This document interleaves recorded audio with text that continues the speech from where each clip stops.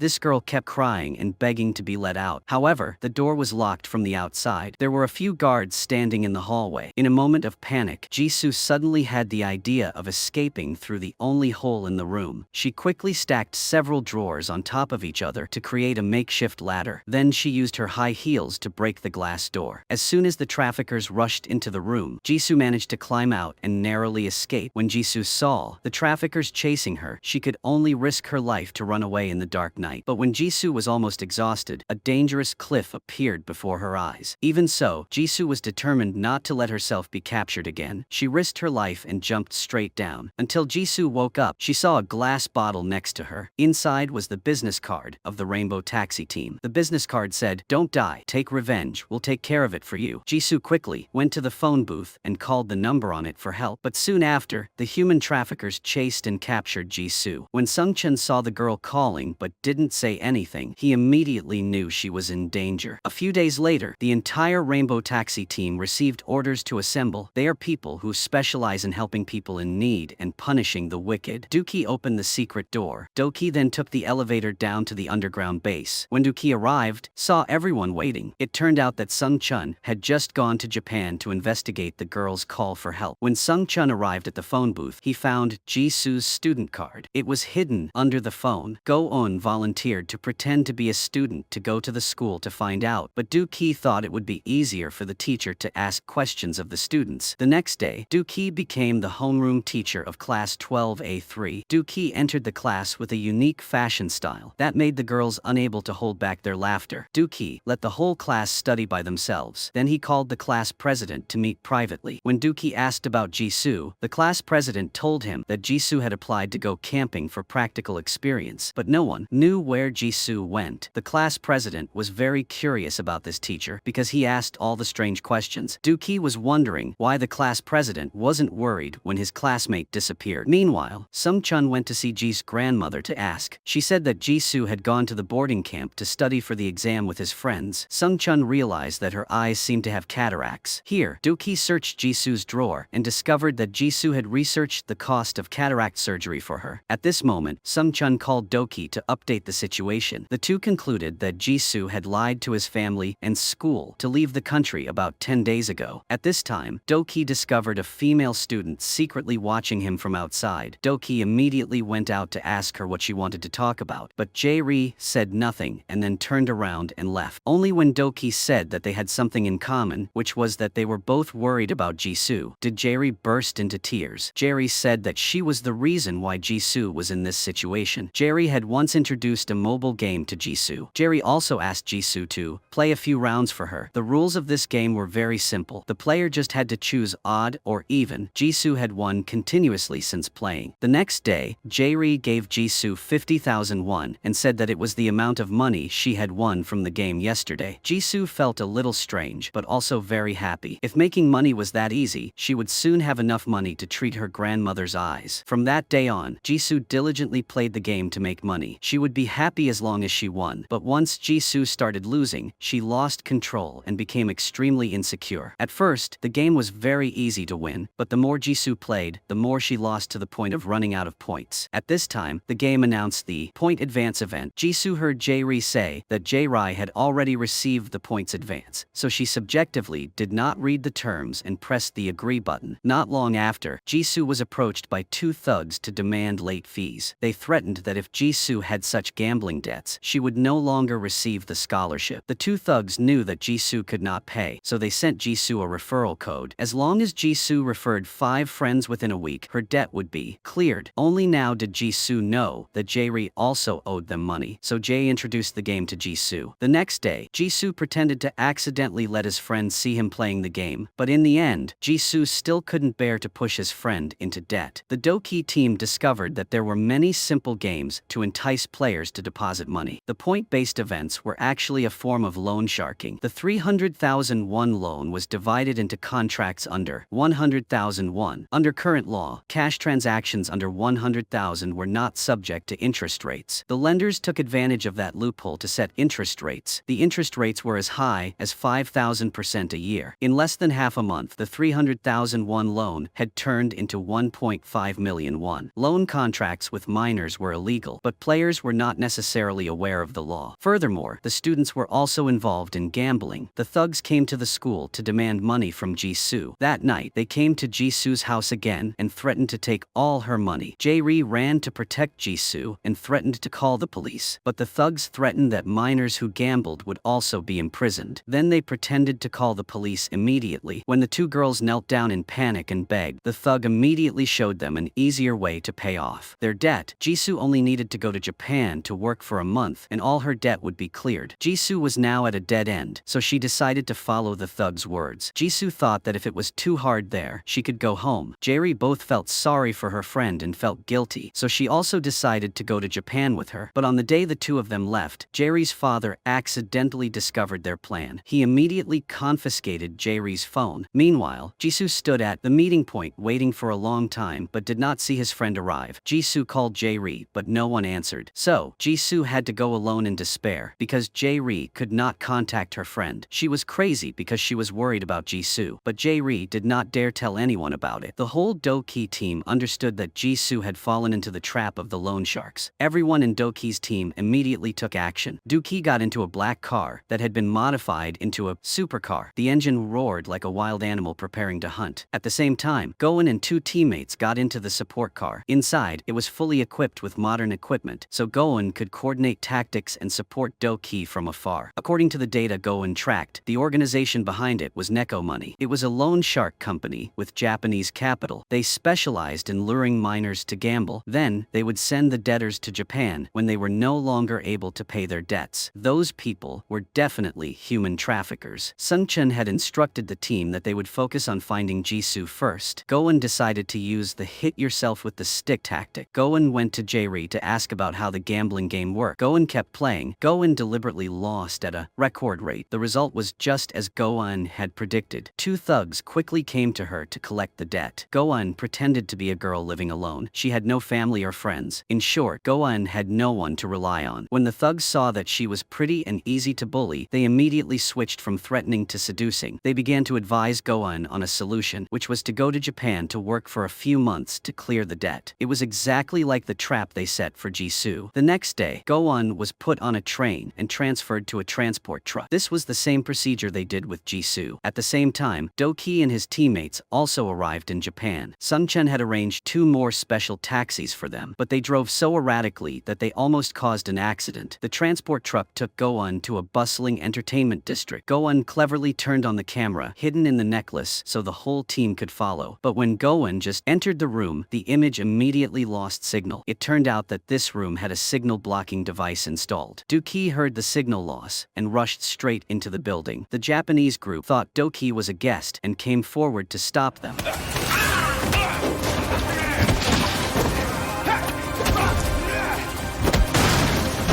When Doki found the room, he saw Goen also struggling with a Japanese man, like throwing a bag of rice. It turned out that they wanted to confiscate her belongings, so Goen accidentally beat them up. When Doki looked around the room, he felt scared. On the wall were many pictures of the girls. Many faces had red crosses. It was unknown if they had gone missing, been sold, or worse. Below were many suitcases of belongings. Perhaps they were the suitcases of the previous victims. Doki grabbed a Japanese man. Then Doki hung him in front of the door like a sandbag. After that, Doki asked for information about Jisoo, but the Japanese man said that he only received people and erased their identities and traces. The girls were transported in a private car. Go-eun guessed that was the car that brought her here. And just now, Go-eun quickly took a picture of the license plate number. Meanwhile, Jisoo was taken back to the base. When the boss saw Jisoo's injured face, he immediately asked who was responsible for her management. A subordinate took responsibility. He was immediately stabbed fatally by the boss. The next day, the Rainbow Taxi team went to find an insider to infiltrate the human trafficking den. Doki dressed as a young Japanese master. Then he got into a fight with a group of thugs.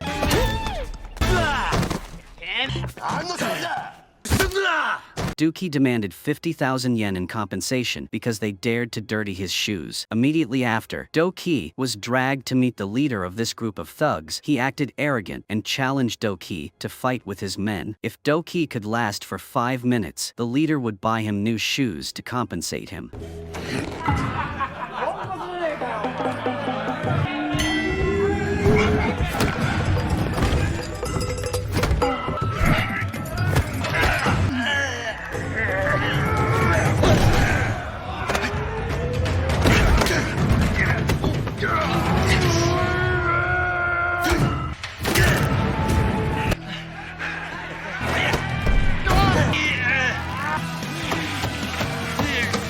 When the sumo guy was released, he tried to play dirty again, but Doki knocked him out. Before Doki left, he wrote his phone number on the sumo guy's back. When the leader bought new shoes, he should call Doki at this number. Immediately after, the boss was informed that tonight's selection had been cancelled because of a troublemaker. The boss turned on the video recording of Doki's fight in the ring. He watched it and grinned with pleasure. The boss told his subordinates to buy new shoes and then make an appointment to meet Doki. A few days ago, a prostitute was brutally stabbed but was still breathing. Seeing this, the boss immediately took out her stockings and strangled her to death. The next day, the police discovered that the victim had been stabbed 29 times with a wine opener, but the cause of death was suffocation. A Japanese police officer named Suzuki was in charge of investigating the case. In addition, Inspector Michael of Interpol also joined in to assist. Suzuki reported that the victim's fingerprints and footprints had been erased, so the police could not determine her identity, but the victim could be the woman who went missing in Hong Kong 2 years ago. What was special was that the killer did not hide it at all, but deliberately dumped the victim's body here. These human traffickers no longer feared anyone. Back to the present, Doki was driving back from the thug's place. Just now, when Doki was in their gym, he saw a notice recruiting security guards and delivery men. It turned out that every month the gangsters would open a wrestling ring to recruit workers. At this time, Doki discovered that someone was following him, so he immediately told his 2 teammates to go straight. When they reached the intersection, Doki would turn right and stop. Sure enough, the other car also stopped. The defeated sumo guy ran back to cause trouble. After that, police officer Suzuki appeared and invited Doki to the police station. Suzuki asked why Doki, a Korean, had a Japanese taxi. Doki's answer was not serious, making Suzuki angry. At this moment, the owner of a Japanese taxi company called for help. He was the one Sung Chun asked for help. It turned out that the reason these 2 police officers arrested Doki was because Doki had ruined their plan for many months. Suzuki wanted to expel Doki immediately, but Michael thought that Doki was their only remaining option. Soon after, they released Doki and wanted to talk privately. Michael introduced himself as an Interpol officer. At first, Suzuki translated for Doki. Later, they knew that Doki was not only good at Japanese but also spoke English fluently. It turned out that Michael was also investigating human traffickers. They used tricks to trick girls from many other countries to come to Japan. This was exactly like Jisu's case. The owner of the loan company Neko Money was the boss. Keita. It turned out that the sumo guy named Kameda that Doki beat up was an undercover police officer. He planned to infiltrate the human traffickers' den. If Doki hadn't interfered, Kameda would have been chosen as Keita's bodyguard today. So, Michael offered Doki to become an insider to replace Kameda. Michael was sure that Doki was not an ordinary taxi driver, but Michael didn't ask about Doki's identity or purpose. It was enough that both sides cooperated for mutual benefit. However, Doki did not respond immediately but calmly walked away. After his teammates heard Doki's story, Sung Chun thought that a mutually beneficial cooperation was not bad. While everyone was discussing how to deal with Keita, they encountered a strange character named Hoshino. Hoshino was a subordinate of the 3rd-generation boss of the Hanashima gang. Hoshino was the owner of the land where Doki and his teammates were selling goods. Hoshino demanded 500 yen in commission for each customer. Hoshino kept talking about his glorious past. To avoid bothering Hoshino, Doki decided to give him money. At this time, the human trafficking gang called Doki to pick up new shoes. That same day, Doki proudly went to the meeting place alone. After the subordinate gave Doki a new pair of shoes, Keita appeared behind the curtain. Keita asked Doki to apologize for causing trouble in his area. The way to apologize was for Doki to leave a finger. Keita ordered his subordinates to give Doki a knife. Immediately after, a group of Keita's subordinates entered to show off their power.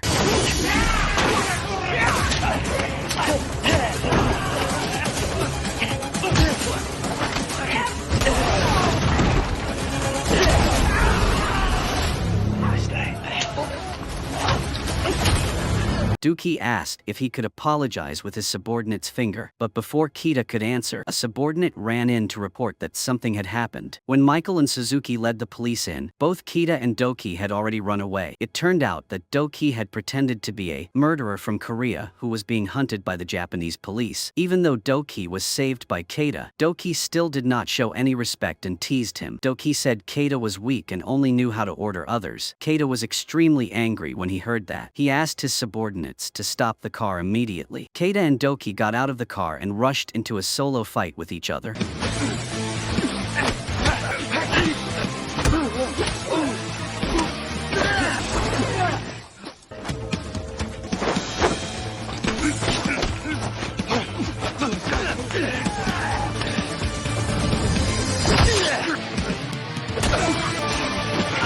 In the end, they lay on the ground panting. At this moment, it was raining heavily, so the two no longer wanted to fight. Doki said that it was fortunate because he was thirsty. This made Keita laugh with pleasure. Keita liked Doki so much that Keita invited Doki to be his subordinate, but Doki did not accept that easily. Keita seemed to like Doki very much. Meanwhile, Go-on had looked at the information from the servers of the companies under Keita's command, but Go-on still had not found any clues about Jisoo. At this moment, Doki suddenly remembered that Keita wore a key on a necklace. Maybe that was where Keita kept top secret documents. Keita seemed very careful. In fact, he did not trust any of his subordinates. At this time, Hosino came back to ask for money for bringing customers. Because Hosino kept talking too much and causing trouble, driver Choi had to give him 500 yen, even though such business did not bring any profit. Sung Chun thought that Hosino was just a gangster whose time had passed, so he could only make a living by such dirty tricks. A group of thugs blocked the road to cause trouble for Hosino. They declared that this was their territory. Doki recognized these thugs as the people at the gym the other day, so he immediately came up with an idea. Michael made an appointment to meet Doki to secretly inform Keita that Keita was planning something. So the money flow in the overseas branches had started to move strongly. They also needed to act immediately. Doki thought that he needed Suzuki's help. At this time, the human trafficking group was holding a regular meeting. After Keita heard the members' report, he suddenly pulled out a dagger and placed it in front of the long-haired man. Keita told him to cut his own stomach to death. It turned out that the long-haired man had made a false report to embezzle money. He panicked and knelt down to beg for his life, but he was immediately covered and dragged away. In the Japanese underworld, betrayal is synonymous with the death penalty. Right outside Keita's headquarters, Doki deliberately caused trouble with a thug. Then Doki beat the thug half to death. It was a play that Doki had planned in advance. Michael was silently observing from the opposite building. The thug that Doki beat was Suzuki. Doki's provocation was immediately successful. Keita stopped Doki's car and invited him to eat ramen. Doki knew that the opponent hated being betrayed, so he made up a story that he was betrayed by his teammates and lost his organization. The shoes that Doki was wearing were the last keepsake of his boss. Keita sympathized with him after hearing that. Keita immediately offered to recruit Doki to his gang. Keita offered to pay Doki 10 times the salary of a taxi driver. However, Doki flatly refused. In the end, Doki only agreed to work part-time for Keita. Keita continued to test Doki by giving Doki a young girl as a slave. Doki immediately refused the gift. Doki asserted that anyone who accepted it was not trustworthy. Keita heard that and did not force Doki anymore. Doki's first task was to stand guard outside an auction, but when Doki looked inside, he was very surprised because it was not an auction of goods, but the items being auctioned were beautiful girls. The first item was a Russian girl who was 1.65 meters tall. The starting price for this girl was 500 yen. Anyone who wanted to buy this girl had to shine a laser light on her. The price quickly increased to 1.2 million yen. Finally, customer number 1459 closed the deal. The girl was immediately taken away to be delivered to the customer. When Doki saw the girls being sold like objects, he could not contain his anger. Doki immediately asked for support from his teammates. Immediately after, Jin-on and Choi Kyung rushed in to throw smoke bombs, causing chaos in the auction floor. Doki put on a mask and rushed straight into the middle of the thugs. Doki quickly dealt with each of them. At the same time, Go-on drove her motorbike straight into the battlefield. That scene made the thugs even more panicked. While Doki cleaned up the thugs, Go-on untied the victims and took them to the train. Sung Chun was waiting there to take the girls away. Michael was angry when he heard about the rescue because Doki had ruined the chance to capture the criminals and collect evidence. Doki blamed Michael for only focusing on catching the people and not caring about the victims. Suzuki thought that Doki was not a simple person. Suzuki told Michael to keep an eye on Doki. Unfortunately, Jisoo was not among the rescued girls. She was still being held at the base. Doki's group realized that the only person who knew Jisoo's whereabouts was Keita, but Keita did not trust anyone, not even his most trusted subordinate. To save Jisoo, Doki's group had no choice but to infiltrate Keita's lair. But after the recent rescue of the girls, Doki would be the first person Keita suspected. And as expected, all of Keita's part-timers were killed to silence them. But Doki not only did not ask for mercy, but he also flatly refuted it. Doki said that Keita did not trust anyone because he had killed everyone he could trust. Keita was more afraid of betrayal than anything else. While the atmosphere was tense, Keita's phone rang. The person on the other end of the line claimed to be the real owner of the land Keita was standing on. That person also warned that the raid at yesterday's auction was just the first reminder. It turned out that the caller was Sung Chun, but Sung Chun claimed to be Masato, the third-generation boss of the Hanashima gang. Keita went crazy after hearing that. He led the whole gang to hunt down the person who dared to invade his territory. Doki also asked to go with him. Doki said he was also curious to know who the caller was. Thanks to that, Doki not only escaped death but also openly mixed in with Keita's subordinates. When Keita's gang arrived at Masato's lair, Sung Chun, Choi Kyung and Jin Eon stepped out to fight. Sung Chun played the role of Masato very professionally. Sung Chun proudly said that during his heyday, as long as he passed by, no one dared to breathe loudly, and if anyone let their breathing reach Masato's ears, they would pay with their lives. Keita felt very itchy after hearing that. He immediately ordered his subordinates to charge forward. The three Sung Chun group also pretended to brandish their swords and rushed forward, but they had only gone a few steps when Sung Chun suddenly spat out blood. Doki below added that with such a state of vomiting blood, Masato was definitely about to die. Keita saw that and turned around to leave, but at that moment, Sung Chun jumped up and rushed forward to slash Keita. Doki then stabbed Sung Chun with a fatal blow. Doki saved Keita from death by a hair's breadth. From that moment, Keita was grateful to Doki. Keita promised to repay his benefactor. Right after the rescue, Keita took Doki back to the lair. Here, Doki witnessed with his own eyes young girls being forced to serve the gang. Keita suddenly confided in Doki that from childhood to adulthood, he had always been betrayed, so he chose to betray others first so as not to be hurt. Keita also bragged about his hobby of taking pictures of delicious food, but Keita didn't know who to send those pictures to. Now, Keita wanted to send them to Doki. After that, Keita proposed to Doki to become sworn brothers. Keita affirmed that he would prepare a suitable position for Doki. Doki immediately bowed and called Keita big brother. Meanwhile, Michael got angry when he saw Doki getting closer and closer to Keita. Doki didn't explain, but only announced that tonight Keita would hold a party to welcome him. That night, the Sakazuki ceremony was held solemnly. Doki and Keita sat opposite each other. The two raised their glasses to become sworn brothers in front of the whole gang. At this time, Keita revealed that when he first asked Doki to be his family, if Doki had nodded right away, Keita would have killed Doki on the spot. At that moment, Masato's group of out-of-date Yakuza elders rushed in. It turned out that this was Doki's tactic of borrowing a knife to kill someone. Doki took advantage of the others' desire to return to their golden age to incite them to create chaos. Doki played the role of savior to help Keita escape. Michael and the Japanese police team rushed in to arrest everyone, but Doki and Keita had escaped long ago. The police immediately chased them, but Doki easily lost them. This made Keita trust Doki even more. When the two returned to the base, Keita was stunned to see Doki open Keita's safe full of money and gold. It turned out that Doki had quickly stolen Keita's necklace. Keita was horrified to realize that Doki was the mouse, the one who secretly collected evidence of Keita's crimes. Keita frantically asked why Doki betrayed Keita. Keita had intended to give Doki the world. Doki calmly replied that the vacation was almost over, so Jisoo had to go back to school. Keita went crazy and attacked him. But this time, Doki is no longer pretending. Doki defeated Keita easily. Doki even pushed Keita's head into the water until he almost choked to death. Suddenly, Keita pulled out a gun and aimed it at Doki. Keita couldn't accept the betrayal, but before Keita could pull the trigger, he was shot by Michael. Soon after, Jisoo was found safe. On the day Jisoo returned, she and J-Rai hugged each other and cried with happiness. Now, Doki went to find two thugs who specialized in seducing girls. Doki taught them a lesson on behalf of justice. Finally, the Rainbow Taxi team calculated the cost of this mission. This was the most expensive mission ever, with expenses such as plane tickets, accommodation, car rental, parking fees in Japan, fines for Choi Kyung's constant driving in the wrong direction, and the amount of money that Hoshino robbed. All of it added up to a large sum of money. However, Sung-chun quickly collected a box of money from Keita, so all the expenses were considered settled. On the other side, Suzuki looked at the empty box of money with disappointment. Suzuki was still confused and didn't understand why. On a normal day at the Rainbow Taxi Company's base, while Choi Kyung and Jin On were washing the windows, Go-eun asked about the old van. The van had been repaired a long time ago, but Choi Kyung felt reluctant to sell it. Go-eun reminded her brother to sell the van this week, or they would have to pay more for insurance. After saying that, Go-eun got into Doki's car and left. It turned out that today Go-eun was taking the taxi driving test. She sat in the car and diligently studied traffic laws. Go-eun passed the taxi driving test. As expected, she even boasted glad that she almost got the maximum score. Doki was waiting to congratulate Goen. Doki also gave her a super cute taxi model. This gift made Goen smile. She excitedly invited Doki to be her first customer. She also promised to drive him until he ran out of gas. That night, driver, Oh, looking haggard, came to see Sung-chun. Oh-chan was a former driver of the Rainbow Company, but Oh-chan had split off to work on his own, to earn money to pay off his debt. Moreover, Oh-chan also had to take care of his daughter who was about to take the civil service exam. Today, Oh-chan wanted to apply for a loan of 3 million won in cash. Sung-chun agreed immediately. Sung-chun promised to give Oh-chan the cash tomorrow. Oh-chan kept thanking him, then he hurried back to continue his work. The next day, Choi-kyung and Jin-yeon found a buyer for the car. The picky customer scrutinized every detail. After a while, he agreed to buy the car, but he asked to take the car for a test drive. Choi-kyung and Jin-yeon happily agreed, but the other guy got in the car and drove away and never came back. The two of them called him, but could not contact him. Choi-kyung and Jin-yeon waited until evening, then they waited all night in the rain. The next morning, the two of them returned to the company. They asked Go-won to find information about the scammer. At this moment, Sung-chun received a phone call from Oh-chon. Oh-chon announced that he no longer needed to borrow money. Sung-chun sensed something was wrong, so he quickly went to Oh-chon's house. Oh-chon's daughter informed him that her father had an accident and was in the hospital. She also found a divorce petition in her father's drawer. When Sung-chun rushed to the hospital, he was horrified to see Oh-chon about to jump from the rooftop. Fortunately, Sung-chun promptly advised Oh-chon to give up his foolish intention. Finally, Oh-chon came down and hugged Sung-chun, sobbing. It turned out that Oh-chon was falling into a terrible debt trap. In order to be able to run an independent taxi, Oh-chon had saved up and borrowed money everywhere. Oh-chon took all his money to the Noblei showroom. Here, Oh-chon was tricked into buying an independent taxi license at a price cheaper than the market price. The reason was that the previous owner had health problems. In order to avoid being accused of undervaluing the market, the seller asked Oh-chon to sign a contract to buy the car at market price. Oh-chon would be refunded 800,000 won every month. While Oh-chon was happily showing off to his wife and children, his driver's license was immediately revoked. The reason was that the previous owner of the license had caused an accident while drunk. According to current law, if the owner was fined for this crime, the driver's license would be revoked. Even if it had been transferred to another person, the scammers knew this law well, so they quickly sold the soon-to-be revoked license to Oh-chon. Oh-chon cried out for justice everywhere. Oh-chon went from the police station to the complaint center. However, Oh-chon always received the cold answer that, "We only follow the law." When Oh-chon returned to Noblei Company to clarify everything, they insisted that they knew nothing. They even challenged Oh-chon to report to the police. Oh-chon still endured and accepted to work as a hired driver to make a living, but not long after, Oh-chon received a call from an unknown number. The caller asked him to pay 40 million won in compensation because an imported car rented under Oh-chon's name had caused an accident. When Oh-chon went to confront them, the scammers showed him the contract he had signed. It turned out that the monthly payment of 800,000 won was not a refund to Oh-chon. It was actually a fee for the scammers to use Oh-chon's name to rent a luxury imported car. The contract Oh-chon signed did not have that clause, but Oh-chon did not stamp each page, so he could not prove his innocence. When Oh-chon angrily called them scammers, one of them repeatedly physically assaulted Oh-chon. Director Cha stepped on Oh-chon's hand. Director Cha challenged Oh-chon to call the police because everything was in accordance with the law. Oh-chon's license was lost, and he had to bear another debt that fell from the sky. This made Oh-chon completely depressed, and he wanted to end his life. After the Rainbow Taxi team heard the whole story, the team members were angry. Oh-chon also pressed the green button on the game console. From there, the revenge mission officially began. The Rainbow Taxi team investigated that Noblei Company was actually a large-scale scam. Director Cha was a former lawyer. He had his license revoked because he drove and caused a fatal accident and fled. After Director Cha was released from prison, he used his knowledge of the law to take advantage of loopholes. Thanks to that, he was able to legally scam honest people. When Doki's team went to the Noblei showroom to investigate, Choi-kyung recognized the scammer who took his car the day before. Choi-kyung was immediately angry and rushed in to demand his money back. Doksu pretended not to recognize Choi-kyung at first, but then he said that Choi-kyung's car had an engine problem, so they had to deduct 10 million won from the agreed repair fee. When Choi-kyung got mad and tried to hit Doksu, he was carried out by a tall man. Go-eun found the imported luxury car. This was the car that the scammers had rented under Oh-chon's name. They rented the car for more than 15 million won a month. It was for customers who couldn't rent it themselves. Surely, the people who rented the car were criminals or about to become criminals. If they continued to cause trouble, Oh-cheon would have to suffer the consequences. At this time, the three bastards were sitting in that luxury car. They were speeding and driving straight into the pedestrian street. When they hit a pedestrian, they arrogantly demanded compensation for scratching the car. Everyone was indignant but didn't dare to do anything to them. Doki immediately rushed to block the luxury car, forcing it to stop. One person got out of the car and demanded to compete in martial arts with Doki. At that moment, two of Doki's teammates drove their car into a narrow alley. Thanks to that, Doki had the opportunity to beat up the bastards. Although these three bastards always threatened others, they were absolutely no match for Doki. After Doki finished with them, he confiscated the car and took it home. However, the car rental contract was still there, so Oh-cheon still had to pay compensation. To solve this problem, Doki decided to break into Noblei's lair. Doki's purpose was to get more money from this place. Today, a guy came to the Noblei showroom to buy a car. Han-min just got a job at the factory. Han-min wanted to buy a safe car for his wife who was 7 months pregnant. The scammer was tricked into signing a contract to buy a car at a bargain price. After Han-min signed the contract, the scammer pulled out a page and inserted it into the contract. He forced Han-min to pay an additional 20 million won for the remaining value. When Han-min realized he had been scammed, he immediately declared that he would not buy the car, but the scammer asked him for a 20 million won contract cancellation fee. When Han-min threatened to call the police, Director Cha suddenly appeared. Director Cha did not say anything but just picked up a wrench and beat Han-min repeatedly. After that, Director Cha made Dok-soo stand still so he could beat him. It turned out that they did this to get the injury certificate and report it to the police. They wanted to falsely accuse Han-min of assaulting an employee. Director Cha also said that he knew Han-min's home address. Director Cha also threatened to cause Han-min's wife to have an accident. Only then did Han-min get scared and beg for mercy. In the end, Han-min was forced to accept the car he did not want. At this moment, Doki drove his car into the back of the other car. Doki pretended to be panicked and apologized. Then Doki accidentally spilled coffee on the contract and trampled it to pieces. At this point, the contract was invalid. When Han-min saw Doki wink, he was very happy. Han-min said he would not buy the car and ran away. Director Cha asked Doki to compensate because he had scratched the car and caused the contract to be cancelled. Doki immediately acted as a rich man. Doki obediently agreed to compensate and bought the car. Director Cha saw this and immediately assigned Dok-soo to make a contract with Doki. In the end, Doki had to buy the used car at a very high price. Not long after Doki drove the car out of the showroom, the car suddenly accelerated out of control and lost its brakes. Doki almost caused an accident. In the emergency, Doki quickly turned the steering wheel to reverse the car. Then the car crashed straight into the sand at the construction site by the roadside. Thanks to that, Doki avoided a terrible accident, but the strong collision made Doki unconscious on the spot. Luckily, Doki was still safe. When Choi Kyung and Jinyeon checked the car, they discovered that it was a level 3 flooded car, the most dangerous level. The water had reached the engine. The car could have stalled or suddenly accelerated, causing an accident. It was no different from a walking time bomb. However, the Noblei scammers were extremely sophisticated. They had replaced all the seat belts, steering wheel covers, door rubber seals, and even the fuse box to hide the traces of mud. However, Go-won still found a spot with mud on it. By law, if a car is flooded to this level, it must be destroyed, but the scammers still sold it. This meant that they had a connection to get flooded cars. For the past few days, Oh-cheon has been hiding and did not dare to go home because he was ashamed of his wife and children. Sung-chun transferred the luxury car to himself. To take on the debt, Sung-chun wanted to help Oh-cheon get rid of the burden. Doki secretly followed and overheard that the scammers sold Oh-cheon a taxi license for 100 million won, while they only bought the license for 1 million. Doki was determined to make the scammers pay. At that moment, the TV reported that a storm had just caused severe flooding in a certain area. Director Cha immediately saw the opportunity, so he quickly ordered his subordinates to prepare a truck to transport the goods. Sure enough, when Director Cha and his subordinates arrived at the scrapyard, they had already purchased 7 expensive cars that had been flooded. Since these cars had no insurance, they also had no flood records. The car buyers would have no idea what they were buying. It turned out that this was how the scammers got these flooded cars. That midnight, Doki sneaked into the junkyard office to find evidence. It turned out that the scammers used the car owner's papers to destroy the car to change the owner's name. The junkyard owner found out and tried to beat Doki, but he was beaten unconscious by Doki. The scammers brought the flooded cars to a secret workshop. They would wash the cars clean and fix them up. Then they would resell them at a high price. The most terrible thing was that Director Cha told the female assistant to sew the airbags back instead of replacing them. At this time, Director Cha's subordinates reported that all the cars bought at the junkyard yesterday had been cancelled. Director Cha angrily called the junkyard owner but couldn't get through. So, Director Cha immediately ordered all those cars to be put in storage. After that, Director Cha went to the nightclub to meet the customers. They were all young masters from wealthy families. Director Cha was respected as the boss by these young masters because Director Cha was knowledgeable about the law. Director Cha specializes in advising them on all kinds of ways to circumvent the law when committing crimes. These young masters are the ones who rented luxury cars from Director Cha. Then they used those luxury cars to do wrong things. Choi Kyung and Jin Jeon pretended to fight, and then the two of them mistakenly went into their room. After that, the two of them apologized and left. It turned out that they had secretly placed cameras on the ground. Thanks to that, Doki's team knew that these young masters were the customers who consumed cars without papers for Director Cha. Because of greed, Director Cha was determined to put these dangerous cars on the road. If Director Cha was so greedy, Doki's team would use money to take him down. The very next day, Doki transformed into a rich crazy man. Doki went to buy a used car as a surprise gift for his girlfriend. The guy with glasses immediately introduced Doki to a bright red car. When Doki brought the car back to check, he discovered that it was just a badly damaged car. This car had been flooded at level 3. However, the man wearing glasses still advertised that the car had no problems. A few days later, Doki continued to buy used cars at another store. Doksu often lurked to rob customers here. When the scammers knew that Doki bought more cars, they were very suspicious. But the more surprising thing happened the next day. Doki brought a truck to buy 4 luxury cars. This made Doksu's eyes widen in surprise. This news immediately reached Director Cha. Director Cha and his subordinates were very confused because Doki bought a car without even bargaining. At that moment, the female assistant reported that Doki had come to buy a car again. This time, Doki used the excuse that he had broken up with his girlfriend, so he needed to buy a new car to relieve his sadness. Doki also deliberately showed off a few stacks of money for them to covet. Everything then happened in the same order as before. After Doki signed the contract, Director Cha showed the newly inserted contract page. Director Cha forced Doki to pay an additional 7 million won for the remaining value. Everyone thought that Doki would ask to cancel the contract, but unexpectedly, Doki agreed to pay by check. The scammers were extremely confused when they saw this. They did not understand what Doki was planning to do. Because the scammers were too curious, they immediately followed Doki. When Doki saw this, he led them to the used car collection place. There, Doki put the key of the newly bought car into a machine and entered the password. Immediately after, the machine automatically dispensed a lot of money. After Doki left, the scammers rushed out to check the cars. They were all used cars bought from Noblei and other places. The scammers were even more confused when they saw this. They did not understand why Doki bought so many cars. Is Doki's purpose money laundering or using the car to smuggle drugs? Director Cha went to the ATM to try, but he couldn't find the password. He angrily smashed the machine to pieces. After that, Director Cha ordered his subordinates to arrest Doki for questioning. The scammers didn't have to wait long because just a few days later, Doki came back to buy another car. Doki even boasted that he had a new girlfriend. The scammers immediately tied Doki up for interrogation. But before they had to beat him, Doki quickly confessed that he had tricked a fool. If Doki could buy him a used car, he would pay the full purchase price plus a 10% commission. But Doki didn't know why that fool was buying the car. But Doki still had a contract to buy 100 cars in his pocket. But up to now, Doki had only collected 30 cars for that fool. Doki deliberately bought 1 car at a time to avoid suspicion. Director Cha saw an opportunity and offered to cooperate with Doki. Doki was just waiting for that. Doki happily agreed immediately. After the female assistant checked the quantity of products, she found that Noblei Company only had 36 cars in stock. Plus the 30 cars that Doki had collected, they now had 66 cars in total. So, they were still short of 34 cars. Gowen immediately spread fake news online that a taxi company near her house had a broken pipe causing flooding. All the cars were submerged in water. Sung Chun then flooded the cars to make it look real. That same evening, Director Cha Cha went to the parking lot to check, and he confirmed that the cars were indeed flooded. At this time, Sung Chun appeared as the director of the bankrupt taxi company. Director Cha immediately offered to buy all 30 flooded taxis, but the price Director Cha paid was as cheap as selling scrap. Director Cha even brought a suitcase of cash. Sung Chun was very happy to see that. He immediately prepared the sales contract. When Director Cha happily let the truck carry the goods back, Sung Chun asked for the remaining 500 million in cash. This was exactly the trick that Director Cha used on Oh-chun. When Director Cha realized he was being set up, he called his subordinates to threaten Sung Chun. But on Sung Chun's side, Doki fought back. When Director Cha saw Doki, he realized he had been tricked from the beginning. At this time, Doki gave the scammers a chance to negotiate. Then, Doki showed them the model cars. Director Cha angrily told the strongman to deal with Doki, but Doki only hit him twice, and he was knocked out on the spot. The others who rushed forward were also beaten badly. Director Cha angrily retreated. Director Cha called the young masters over. Director Cha promised to give them free supercars for a year. When the group of young masters arrived, Doki immediately mocked them and lured them to chase. Director Cha's group thought that it would be easy to catch the old taxi, but in reality, Doki's car was not that simple. Doki accelerated to nearly 300 kilometers per hour. Doki left the group of supercars behind to inhale smoke. After Doki lured Director Cha's group into the basement, Jin Aeon closed the door and locked them in. When the group of young masters were looking for Doki, he drove his car straight into them. Doki thanked them for their trouble to come here. This helped Doki save on transportation costs. The contract clearly stated that the new car would be exchanged for a supercar, but it seemed that Director Cha had not read the terms carefully. It turned out that Doki had guessed that Director Cha would not pay, so he came up with this plan to confiscate the supercars. Director Cha was angry and told the young masters to attack, but these people were absolutely no match for Doki. The tall wrestler was quickly defeated by Doki. Director Cha also pulled out a knife and attacked Doki, but Doki quickly took the knife from him. Doki punched Director Cha until his mouth bled. To end his revenge, Doki let the scammers experience the feeling of sitting in the fake car they had sold. Doki asked them if they were familiar with the car they were sitting in. At this moment, the female assistant panicked and realized that this car was a heavily flooded car, and she was the one who had sewn the airbags into it. The scammers screamed in despair. They had to experience the feeling of extreme fear. That was also the feeling that innocent victims had to endure just because they trusted to buy their cars. This was the price to pay for disregarding other people's lives for money. The next day, Oh-cheon returned home to his wife and children and started going to work again. The Rainbow Taxi team not only saved an innocent life, but also saved a family. Their mission was now successfully completed. The Rainbow Taxi team happily ate beef together to celebrate, but they probably wouldn't be able to rest for long. At a dark watch repair shop, a man held the Rainbow Taxi business card in his hand and declared, "I will kill you all." Today, the Rainbow Taxi team organized a cooking session for the children at the orphanage. Sung Chun hurt his wrist from playing soccer with everyone, so Go-un forced him to go to the doctor. Suddenly, Sung Chun received a call from an unknown number. The caller reminded him that it was almost time to meet Dong-hun. Today was the day Dong-hun was released from prison. Sung Chun was stunned when the person on the other end of the line called his name as Dong-su. Sung Chun told him to wait. There, Sung Chun would be there soon. Immediately after, Sung Chun immediately rushed to the prison, but there was no sign of Dong-su. Sung Chun asked Go-un to check the phone number of the caller. The result showed that the call came from a public phone booth near the nursing home. When Sung Chun went to the nursing home, he met Dong-su, but Dong-su did not recognize Sung Chun. Dong-su also did not remember making the call. It turned out that 5 years ago, Dong-su had been in a serious traffic accident. It was a hit-and-run accident, and until now, the police have not caught the culprit. Later, Dong-su's Alzheimer's disease got worse, so he was transferred here for care. Sung Chun knew that Dong-su owed a lot of hospital bills because of his difficult circumstances, so Sung Chun quietly paid off all of that debt. That night, Doki looked for Sung Chun but could not find him. When Doki asked Go-un, he knew that Sung Chun had asked her to look up a phone number, and then Doki disappeared from then on. Doki heard the news and went to the bar. Sure enough, Sung Chun was drinking there. When Doki asked the other person about what happened, Sung Chun told him the story that had haunted him for the past 15 years. And that was also the reason why he founded the Rainbow Taxi team. That year, Minho, Dong-su's son, went missing after a fight with his teammate Dong-hun. At court, Dong-hun and his accomplices denied all responsibility, so in the end, the court only sentenced him to 5 months in prison for assault. Meanwhile, Minho still had no news. Dong-su cried bitterly in court. He begged everyone to return his son's body. At that time, Sung Chun was also present in court and witnessed the whole incident. Dongsu's wife had died early, so he considered his son his only source of life. But now, Minho was missing, his life or death unknown, and the suspect easily escaped punishment. Therefore, Dongsu left a suicide note. He only asked for justice for his son. After that, Dongsu went to the bridge to prepare to end his life. Fortunately, Sung Chun appeared in time to stop Dongsu. Sung Chun thought that even if Dongsu did so, the police would never reinvestigate this case. Sung Chun advised the other party not to die, but to take revenge. Sung Chun promised to do everything to help Dongsu. Finally, Sung Chun convinced Dongsu. From that day on, Sung Chun visited Dongsu's watch shop every day. The two of them researched Minho's disappearance together. They asked Minho's schoolmates and even the soccer team's coach, but everyone claimed to know nothing. Through their frequent meetings, the two men became closer to each other. Sung Chun asked the judge to provide the case documents, but the judge said that the defendant had already taken all the evidence. Sung Chun immediately went to the law firm to demand the case documents back. The lawyer threatened to sue and put Sung Chun in jail, but Sung Chun dared him to do so. Sung Chun was not afraid and declared that if he were sent to jail, when he got out, he would come back there and smash the lawyer's car. Hearing this, the lawyer had no choice but to hand over the case documents. After that,